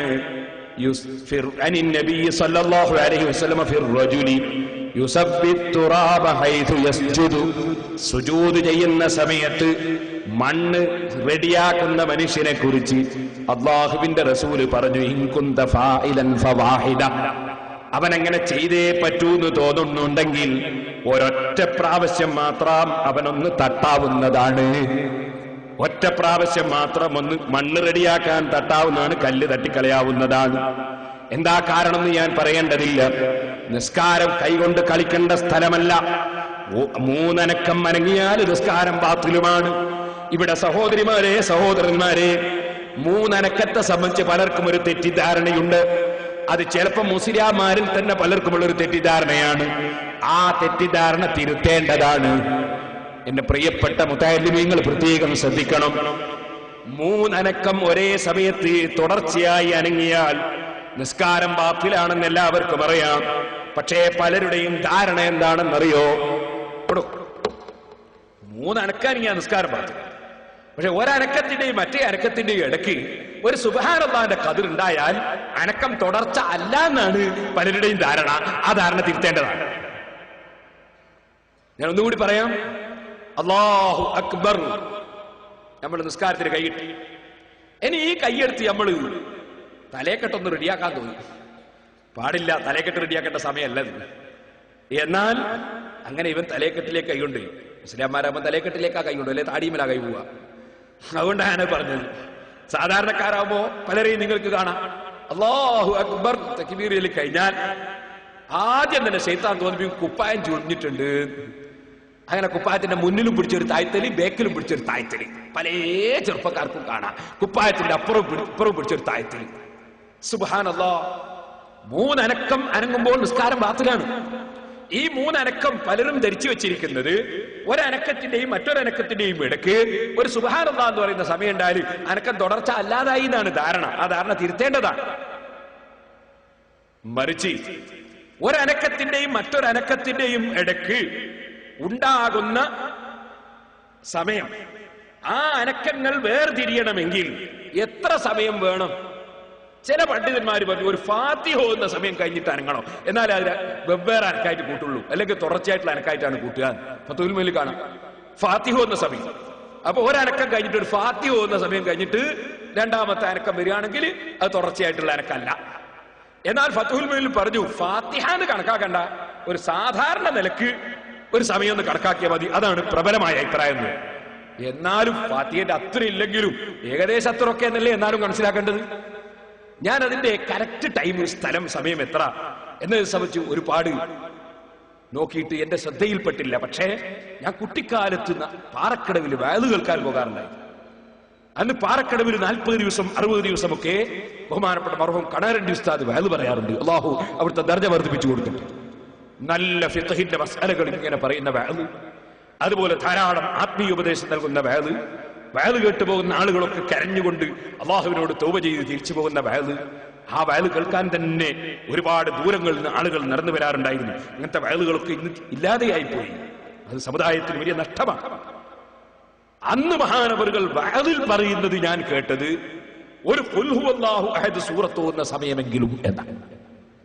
അപ്പൊ ഒരു അനക്കത്തിന്റെയും മറ്റൊരനക്കത്തിന്റെയും ഇടക്ക് ഒരു ഖുൽ ഹുവല്ലാഹു അഹദ് സൂറത്ത് ഓതുന്ന സമയമെങ്കിലും ഉണ്ടായെങ്കിലേ അനക്കം തുടർച്ചയായ അനക്കമല്ല എന്ന് പറയാൻ പറ്റൂ എന്നാണ് അവിടുന്ന് പറഞ്ഞത്. ഏതായിരുന്നാലും അതിനൊരു സുബ്ഹാനല്ലാഹയുടെ ഖദർ കൊണ്ട് മാത്രം ആരും തൃപ്തിപ്പെട്ടരുത് എന്ന് സാന്ദർഭികമായി ഉണർത്തുകയാണ്. 3 അനക്കം തുടർച്ചയായി അനങ്ങിയാൽ നിസ്കാരം ബാത്തിലാണ്.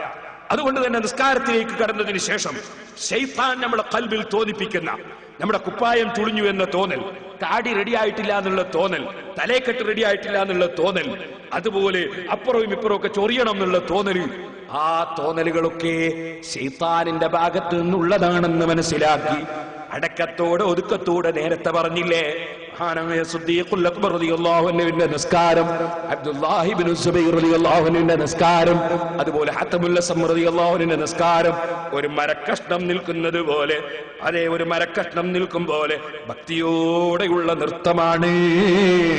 സഹോദരന്മാരെ, ഇത് പ്രത്യേകം ശ്രദ്ധിക്കണമെന്ന് ഞാൻ പ്രത്യേകം ഓർമ്മപ്പെടുത്തുകയാണ്. നമ്മുടെ നിസ്കാരത്തിൽ ചലനങ്ങൾ ഉണ്ടാകരുത്. ഇതുപോലെ നിസ്കാരം അല്ലാഹുവുമായുള്ള സംഭാഷണമാണ്. ആ സംഭാഷണം നടത്തുമ്പോ നബി സല്ലല്ലാഹു അലൈഹി വസല്ലം തങ്ങൾ പറയുന്നു, ഇദാ കാന അഹദുകും ഫിസ് സ്വലാത്തി ഫഇന്നഹു യുനാജി റബ്ബഹു അസ്സ വജല്ല. നിങ്ങളിൽ ഒരാൾ നിസ്കരിക്കുന്ന സമയത്ത് അവന്റെ റബ്ബുമായുള്ള സംഭാഷണത്തിലാണ്. ഫലാ യബ്സുഖന്ന ബൈന യദൈഹി വലാ അൻ യമീനിഹി ബൽ അൻ യസാരിഹി ഔ തഹത ഖദമിഹിൽ യുസ്റാ. ബുഖാരി മുസ്ലിം റിപ്പോർട്ട് ചെയ്യുന്ന ഹദീസിൽ നബി സല്ലല്ലാഹു അലൈഹി വസല്ലം തങ്ങൾ പറയുന്നു, നിങ്ങളിൽ ഒരാൾ നിസ്കരിക്കുന്ന സമയത്ത് അവന്റെ റബ്ബിനോട് സംഭാഷണം നടത്തുകയാണ്. ഒരു ഹദീസിൽ, ബുഖാരിയുടെ ഒരു ഹദീസിൽ, നിങ്ങളുടെയും ഖിബ്ലയുടെയും ഇടക്ക് അല്ലാഹ് ഉണ്ട് എന്നും പറഞ്ഞിട്ടുണ്ട്. അല്ലാഹ് ഉണ്ട് എന്ന് പറഞ്ഞാൽ അല്ലാഹു തആലക്ക് സ്ഥലമുണ്ടെന്ന അർത്ഥത്തിലല്ല, അല്ലാഹ് ഉള്ളത് പോലെയാണെന്നാണ് അതിനർത്ഥം. അല്ലാതെ അല്ലാഹുവിന് സ്ഥലം ഇല്ലല്ലോ, അല്ലാഹു തആല പ്രത്യേകം ഒരു സ്ഥലത്ത് അല്ലല്ലോ. അതുകൊണ്ട് തന്നെ ആ ഹദീസ് ഉദ്ധരിച്ചുകൊണ്ട് ചില പണ്ഡിതന്മാര് പറഞ്ഞിട്ടുണ്ട്, അല്ലാഹ് ആകാശത്തിൽ അർശിന്റെ മുകളിൽ ഇരിക്കുകയാണെന്ന്. ഹദീസ് ഉദ്ധരിച്ചോ ആയത്തുദ്ധരിച്ചോ പറയുന്നവരോട് ചില പണ്ഡിതന്മാര് ചോദിച്ചു, ബുഖാരിയിലെ ഈ ഹദീസിൽ നിസ്കരിക്കുന്നവന്റെ മുന്നിലാണ് അല്ലാഹ് ഉള്ളത് എന്നുണ്ടല്ലോ, അതുകൊണ്ട് ചുമരിന്റെ അടുക്ക് അല്ലാഹ് ഉണ്ടെന്ന് പറയാൻ പറ്റുമോ? അപ്പൊ ആ ഹദീസിന്റെ വ്യാഖ്യാനം അല്ലാഹു മുന്നിലുള്ളതുപോലെ നിങ്ങൾ കരുതേണ്ടതാണെന്നാണ്. അങ്ങനെ നിങ്ങൾ നിസ്കരിക്കുന്ന സമയത്ത് നിങ്ങളാരും മുന്നോട്ട് തുപ്പിപ്പോകരുത്. തുപ്പേണ്ടതായി വന്നാൽ തന്നെ മുന്നോട്ട് തുപ്പരുത്, വലത്തോട്ടും തുപ്പരുത്. അഥവാ നിങ്ങൾക്ക് തുപ്പൽ നിർബന്ധമായി വന്നാൽ ബൽ അൻ യസാരിഹി, ഇടത്ത് ഭാഗത്ത് തുപ്പട്ടെ, ഔ തഹത ഖദമിഹിൽ യുസ്റാ, അല്ലെങ്കിൽ അവന്റെ അതാ ഇടത്തെ കാലിന്റെ ചുവടത്തുപ്പട്ടെ.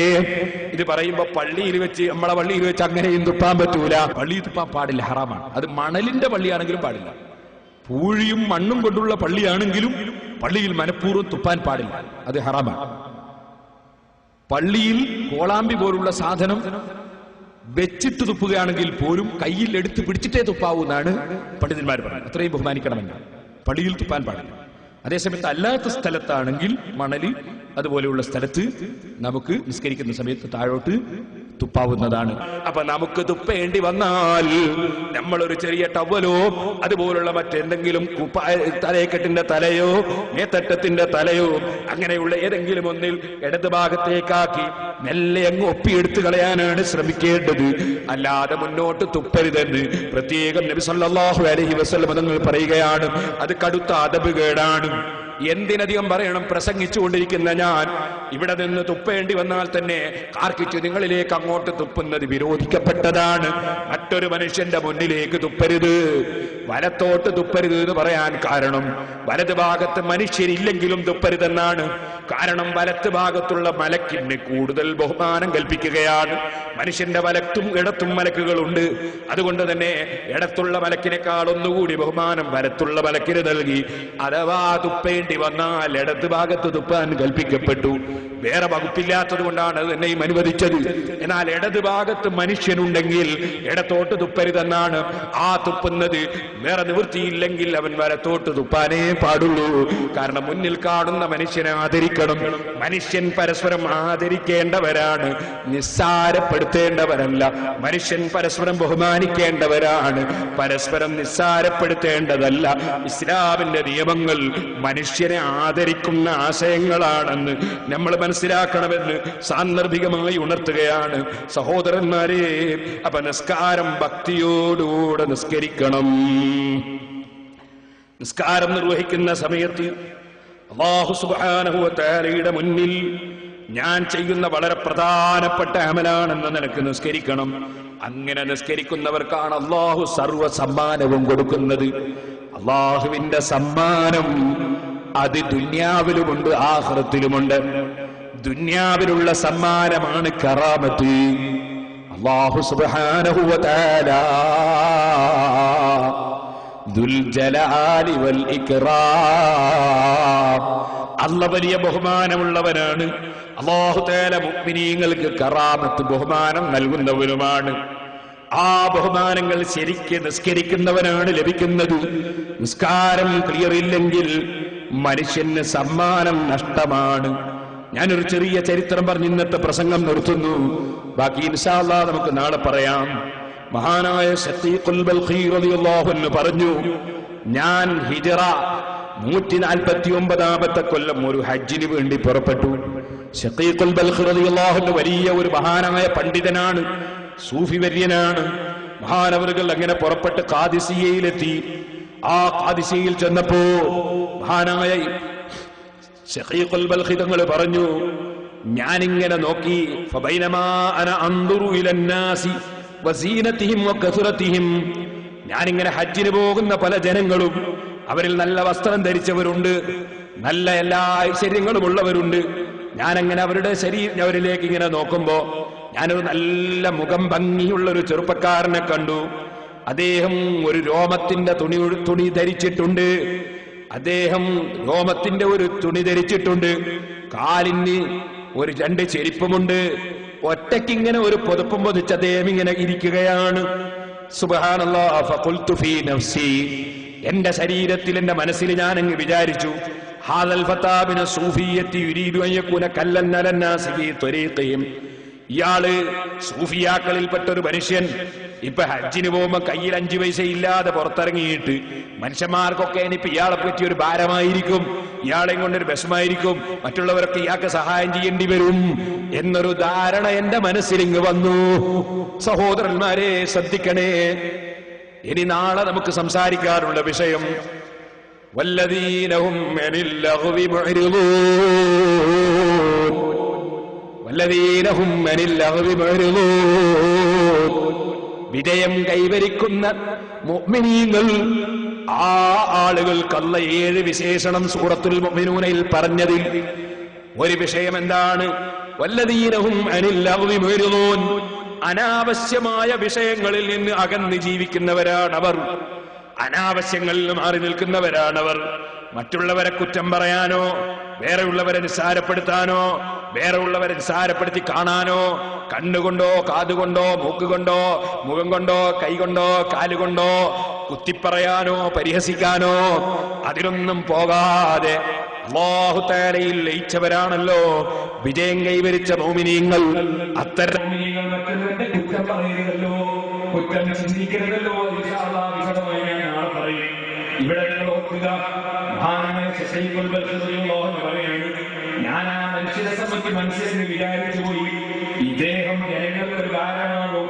ഇയാളെ കയ്യിൽ കാശൊന്നുമില്ലാതെ, വേണ്ടതുപോലെ തുണി വസ്ത്രമൊന്നും എടുക്കാതെ, ഭക്ഷണ വസ്ത്രങ്ങളൊന്നും കരുതാതെ ഇയാൾ വന്നതാണ്. ഇയാൾ മറ്റുള്ളവർക്കൊരു ഭാരമാകുമല്ലോ. ചിലപ്പോൾ സാധുത്രി വരുമ്പോ എന്റെ കീശയിൽ പൈസ പോകുമോ എന്ന് പേടിക്കുന്ന ചില മുതലാളിമാരില്ലേ?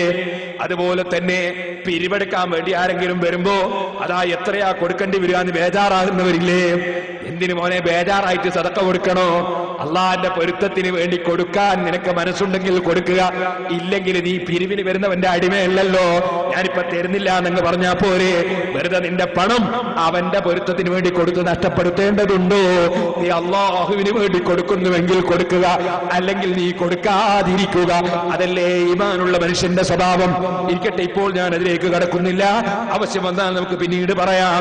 ഇരിക്കട്ടെ, മഹാനായ ശഖീഖുൽ ബൽഖി റളിയല്ലാഹു അൻഹു പറഞ്ഞു, ഈ മനുഷ്യൻ ഒന്നും കയ്യിലില്ലാതെ വന്ന് ജനങ്ങൾക്കൊരു ഭാരമാകുമല്ലോ. എന്റെ മനസ്സിൽ അങ്ങനെ അങ്ങ് തോന്നിപ്പോയി. ഞാൻ മനസ്സിലാക്കി, ഏതായിരുന്നാലും അദ്ദേഹത്തിന്റെ അടുക്ക പോയിട്ട് നിങ്ങൾ എന്തിന് വെറും ഒരു രോമത്തിന്റെ തുണി കൊടുത്ത് ഒരു സാധനമില്ലാതെ ഹജ്ജിന് വേണ്ടി ഇറങ്ങാൻ നിങ്ങളോട് ആര് പറഞ്ഞു എന്നൊന്ന് ചോദിക്കണമെന്ന് മനസ്സിലാക്കി ഞാനങ്ങ് ചെന്നു. അങ്ങനെ ഉണ്ടല്ലോ ഇങ്ങനെ മുസ്ലിംമാരായ നമ്മക്ക് ചിലപ്പോൾ ചില കിബിറുണ്ടാവും. നമ്മളൊരു വലിയ ആള്, മറ്റുള്ളവരൊക്കെ മോശക്കാര്, അവരൊക്കെ ചോദ്യം ചെയ്യണം, എല്ലാവരും ചോദ്യം ചെയ്യണം എന്നൊരു തോന്നൽ ഒരിക്കലും അതുണ്ടാകാൻ പാടില്ല. ഏറ്റവും പാവപ്പെട്ടവരും ഏറ്റവും ചെറിയവരും ഞാനാണെന്ന ചിന്തയുണ്ടാകണം. അപ്പോഴാണ് മനുഷ്യന്റെ മനസ്സ് നന്നാകുന്നത്. അങ്ങനെ അങ്ങ് ചെന്നു. അടുത്തോട്ട് ചെല്ലുമ്പോ മഹാനായ ശഖീഖുൽ ബൽഖി റളിയല്ലാഹു അൻഹു പറയാണ്, ആ ചെറുപ്പക്കാരൻ ഞാനങ്ങ് സമീപത്ത് ചെല്ലുമ്പോ എന്നെ ഒരൊറ്റ വിളിയാണ്, യാ ശഖീഖ് ഇജ്തനിബൂ കസീറൻ മിനൽ ദന്നി ഇന്ന ബഅദൽ ദന്നി ഇസ്ം. ശഖീഖേ, ജനങ്ങളെ പറ്റിയുള്ള ധാരണകൾ നീ ഒഴിവാക്കണം. ഇന്ന ബഅദൽ ദന്നി ഇസ്ം, പല ധാരണകളും തെറ്റാണ്. ശഖീഖേ, ഖുർആനിലുള്ള ഒരായത്താണ്. അത് ശഖീഖുൽ ബൽഖിയെ മാത്രം വിളിച്ചു പറഞ്ഞതല്ല, എല്ലാവർക്കും പഠിക്കാൻ വേണ്ടി അള്ളാഹ് പറഞ്ഞ ആയത്താണ്. ഇജ്തനിബൂ കസീറൻ മിനൽ ദന്നി, ധാരണകൾ പലതും നിങ്ങൾ കൈയൊഴിക്കണം. ഇന്ന ബഅദൽ ദന്നി ഇസ്മുൻ, ധാരണ പലതും മോശമാണ്, തെറ്റാണ്. അറിയാത്തതൊന്നും പറയാൻ പോകണ്ട. ഒരാളെ പറ്റി നീ മനസ്സിലാക്കാത്ത കാര്യങ്ങളോ ഒരാൾ ഇഷ്ടപ്പെടാത്തതോ നീ ചിന്തിക്കണ്ട. ഇരിക്കട്ടെ, ഇൻഷാ അല്ലാഹ് അതിനെ കുറിച്ച് വിശദമായി ഞാൻ നാളെ അല്ലാഹു തൗഫീഖ് ചെയ്താൽ പറയാം. അതും പറഞ്ഞ് അദ്ദേഹം അങ്ങ് പോയി. സുബ്ഹാനല്ലാഹ്, ഞാൻ എന്റെ മനസ്സിൽ ചിന്തിച്ചു, ഇതൊരു വലിയ സംഗതി തന്നെയല്ലേ. എന്റെ മനസ്സിൽ ഞാൻ അദ്ദേഹത്തെ കുറിച്ചൊരു മോശമായ വിചാരം വിചാരിച്ചിട്ട് അത് അദ്ദേഹം അറിഞ്ഞുവല്ലോ. മുമ്പൊരിക്കലും കാണാത്ത എന്റെ പേര് അദ്ദേഹം എന്നെ വിളിച്ചല്ലോ. ഇദ്ദേഹം ഒരു സാലിഹായ അടിമ തന്നെ. അദ്ദേഹത്തെ അങ്ങനെ അങ്ങ് വിട്ടാൽ പറ്റില്ല.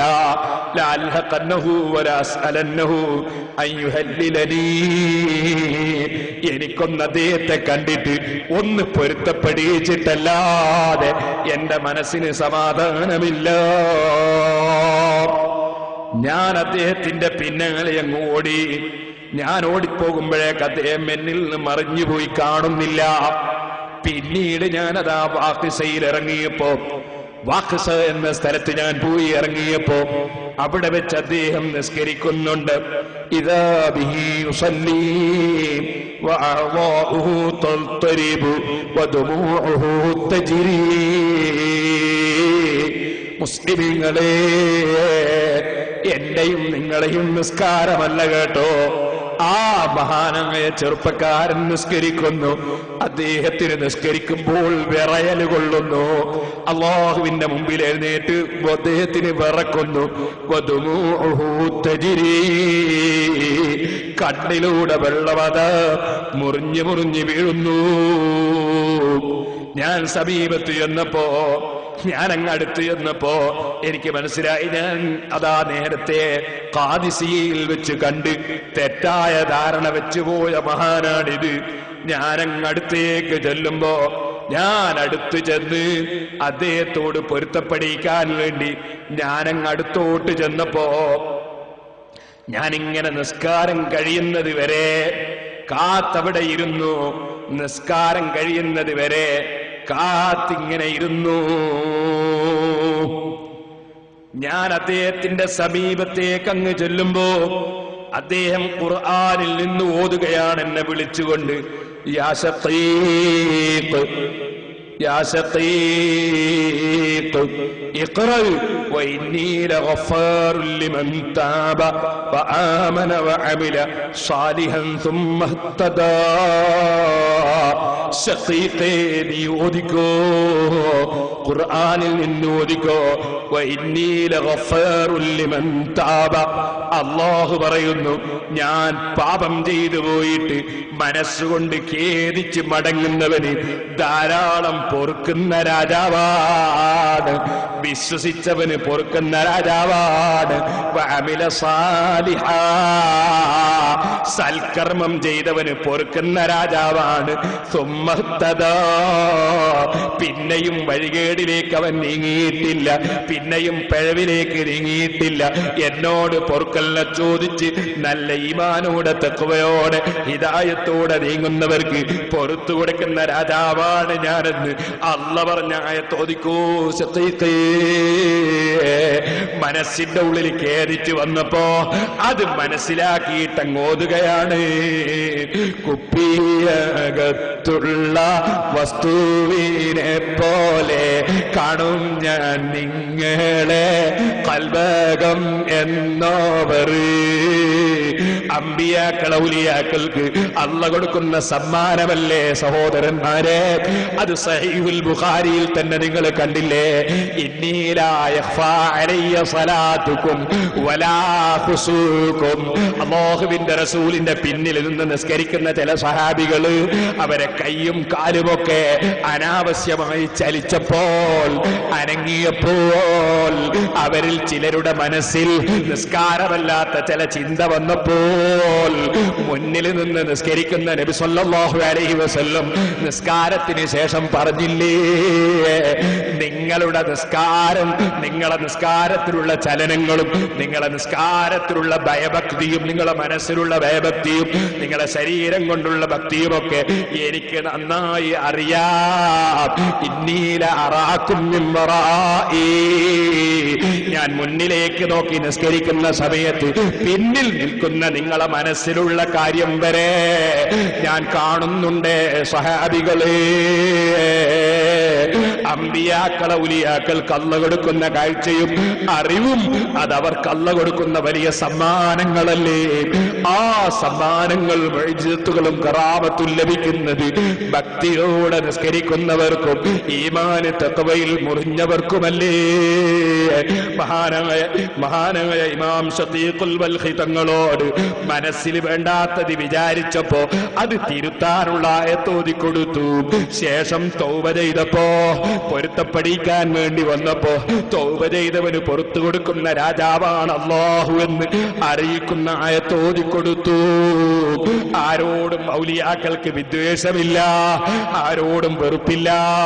അതേ അല്ലാഹുവിന്റെ പൊരുത്തം കരുതി പ്രവർത്തിക്കുന്ന ആലിമീങ്ങൾക്കോ ഔലിയാക്കൾക്കോ സാലിഹീങ്ങൾക്കോ എത്ര ചീത്ത പറഞ്ഞവരോടും വിദ്വേഷമില്ല, വൈരാഗ്യമില്ല, വെറുപ്പില്ല.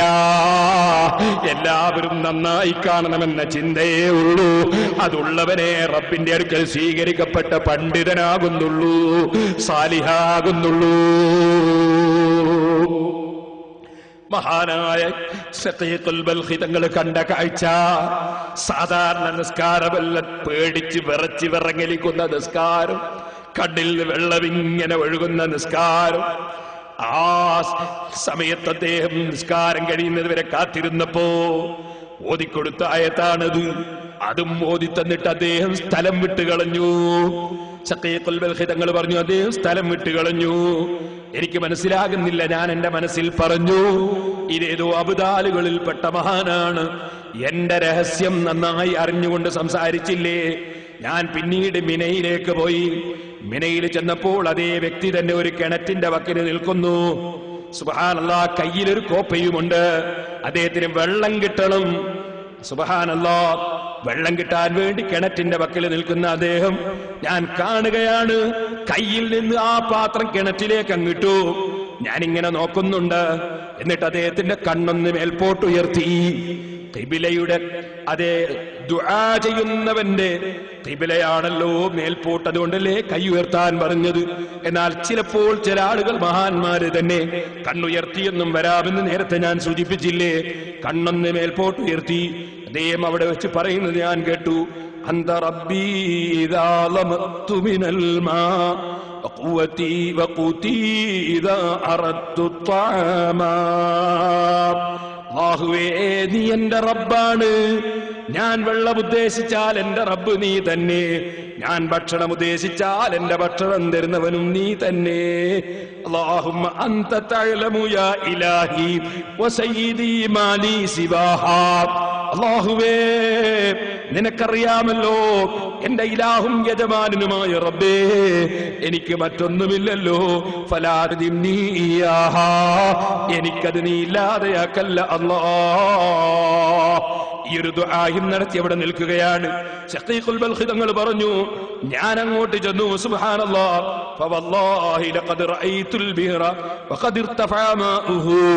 ഞാൻ അങ്ങ് നോക്കുമ്പോ കിണറ്റിലുള്ള വെള്ളമതാ പൊങ്ങി പൊങ്ങി പൊങ്ങി വരുന്നു. അതേ കൈ അങ്ങോട്ട് നീട്ടി കിണറ്റിൽ നിന്ന് ആ പാത്രത്തിൽ വെള്ളം ഇങ്ങോട്ട് എടുത്തു, നിറയെ വെള്ളം. അതെടുത്ത് അദ്ദേഹം വധുവെടുത്തു. ഒരു 4 റക്അത്ത് റബ്ബിന്റെ മുന്നിൽ ഭക്തിപൂർവ്വം ഇങ്ങ് നിസ്കരിച്ചു. ആ നിസ്കാരം കഴിഞ്ഞിട്ട് അപ്പുറത്ത് കുറെ മണലുകളുണ്ട്. ആ മണൽ കുന്നിന്റെ സമീപത്തേക്ക് അങ്ങ് നീങ്ങി. അവിടെ നീങ്ങിയിട്ട് കൈകൊണ്ട് എന്താ ചെയ്യുന്നത്?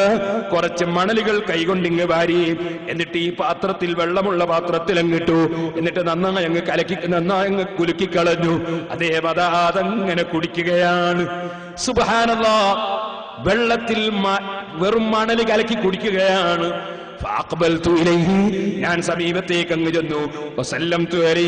ഞാൻ സലാം ചൊല്ലി. എന്റെ സലാം മടക്കി. എന്നിട്ട് എന്നോട് ഞാൻ ചോദിച്ചു, നിങ്ങൾക്ക് അല്ലാഹു തന്ന ഔദാര്യത്തിൽ നിന്ന് എനിക്കും നിങ്ങൾ അല്പം ഭക്ഷണം തരുമോ? സുബ്ഹാനല്ലാഹ്, നേരത്തെ ഇദ്ദേഹത്തിന്റെ കയ്യിൽ ഒന്നുമില്ലാതെ ഹജ്ജിനിറങ്ങിയിട്ട് ഇയാൾ മറ്റുള്ളവർക്കൊരു ഭാരമാകുമോ എന്ന് ചിന്തിച്ചിരുന്ന ശഖീഖുൽ ബൽഖി തങ്ങള് ഈ മഹാനോട് ഭക്ഷണം ചോദിക്കുകയാണ്. നിങ്ങൾക്ക് അല്ലാഹു തന്ന ഔദാര്യത്തിൽ നിന്ന് ഒരൽപ്പം എനിക്കും ഭക്ഷണം തരുമോ? ബറക്കത്തുള്ള ഭക്ഷണം എന്ന നിലയ്ക്ക് ചോദിക്കുകയാണ്. ബഹുമാനപ്പെട്ടവര് പറഞ്ഞു, ഞാനതങ്ങ് ചോദിച്ചപ്പോൾ എന്നോട് പറഞ്ഞു, യാ ശഖീഖേ ലം തസൽ നിഅമത്തുല്ലാഹി അലൈനാ പടച്ചവന്റെ അനുഗ്രഹം ബാഹ്യമായും ആന്തരികമായും നമുക്ക് കിട്ടിക്കൊണ്ടിരിക്കുകയാണ്. അതുകൊണ്ട് നീ ഒരു കാര്യം ചെയ്തോ ശഖീഖേ, നിന്റെ റബ്ബിനെ സംബന്ധിച്ച്, അല്ലാഹുവിനെ പറ്റി നീ നല്ലത് മാത്രം വിചാരിച്ചോ എന്ന് പറഞ്ഞിട്ട് ആ പാത്രം എന്റെ കയ്യിലേക്ക് ഇങ്ങ് തന്നു. ഞാൻ അതിൽ നിന്ന് ബഹുമാനപ്പെട്ടവര് കുടിച്ചതുപോലെ ഞാനും അങ്ങ് കുടിച്ചു നോക്കുമ്പോ എന്തൊരു മധുരമാണ്, എന്തൊരു തരിയാണ്, ക്ലാസ് തരിപ്പായസമാണ്. ഞാനതങ്ങ് കുടിച്ചു. കുടിച്ചപ്പോൾ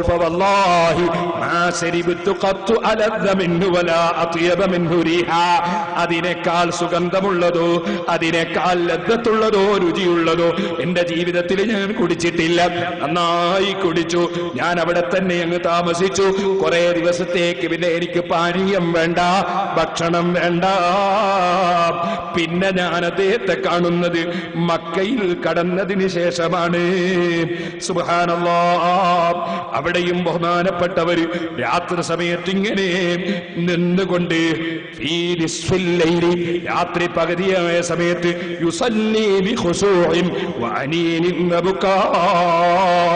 നീണ്ട സമയം വളരെ ഭക്തിയോടെ മനസ്സിന്റെ ഉള്ളിൽ നിന്ന് കരച്ചിൽ വരുന്ന നിലക്ക് അതാ വളരെ ഭക്തിയോടെ എഴുന്നേറ്റ് നിസ്കരിക്കുന്നത് കണ്ടു. സുബ്ഹാനല്ലാഹ്, നേരം വെളുത്തു. മഹാനവറുകൾ നിസ്കരിച്ച സ്ഥലത്ത് തന്നെ ഇരുന്നിങ്ങനെ തസ്ബീഹ് ചൊല്ലുകയാണ്. നിസ്കാരം കഴിഞ്ഞു. പിന്നീട് അദ്ദേഹം അതാ തവാഫ് ചെയ്യുകയാണ്. ഞാൻ അദ്ദേഹത്തിന്റെ രൂപങ്ങളും ഭാവങ്ങളും ഒക്കെ ഞാൻ നോക്കി. ഒരുപാട് ആളുകൾ അദ്ദേഹത്തെ വന്ന് സമീപിക്കുന്നുണ്ട്. പലരും വന്ന് പല സംഗതികളും പറയുന്നുണ്ട്. ഞാൻ നേരത്തെ കണ്ടതുപോലെയല്ല. ആളുകൾക്കൊക്കെ മൂപ്പരിങ്ങോട്ട് വേണമെന്ന നിലവാരമാണ്. മൂപ്പരാരിലേക്കും അങ്ങോട്ട് ആശ്രയിക്കുന്നില്ല. എല്ലാവരും അദ്ദേഹത്തിന്റെ അടുക്കൽ വന്ന് കാര്യം പറയുകയാണ്. അങ്ങനെ ജനങ്ങളൊക്കെ വന്ന് കാര്യം പറയുന്നതൊക്കെ കണ്ടപ്പോ ഞാൻ മറ്റുള്ളവരോട് ചോദിച്ചു, ഇതാരാണ്? വ്യക്തിയെ മനസ്സിലായില്ലല്ലോ.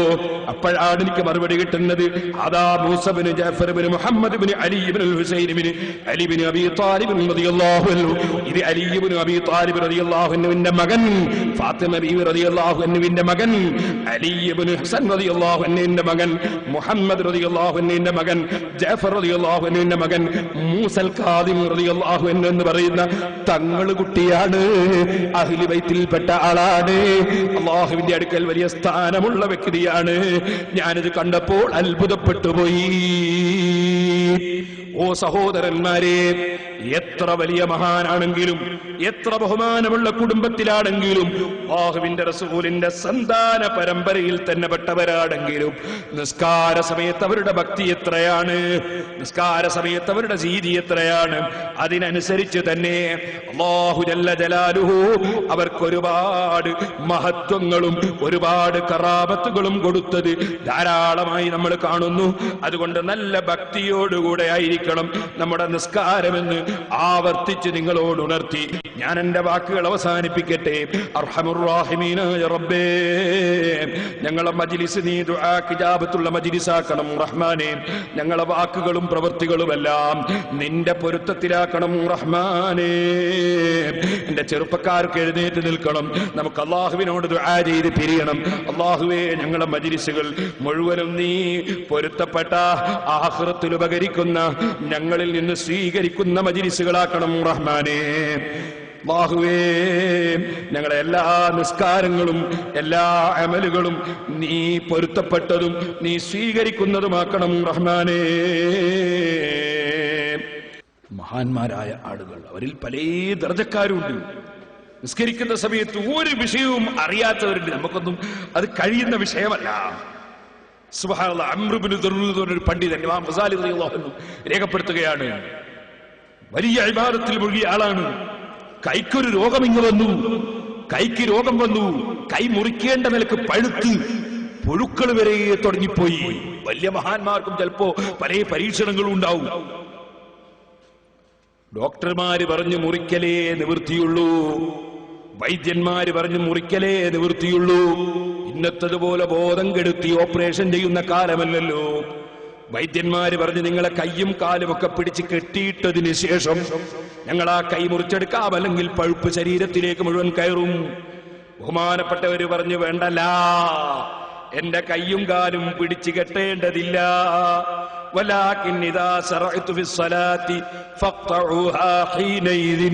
ഞാൻ എന്റെ റബ്ബുമായി സംഭാഷണം നടത്തുന്ന നിസ്കാരം, ആ നിസ്കാരത്തിൽ ഞാനങ്ങ് തുടങ്ങിയാൽ നിങ്ങൾ എന്റെ കൈ മുറിച്ചു മാറ്റിക്കോളൂ, ഞാൻ അറിയുകയില്ല,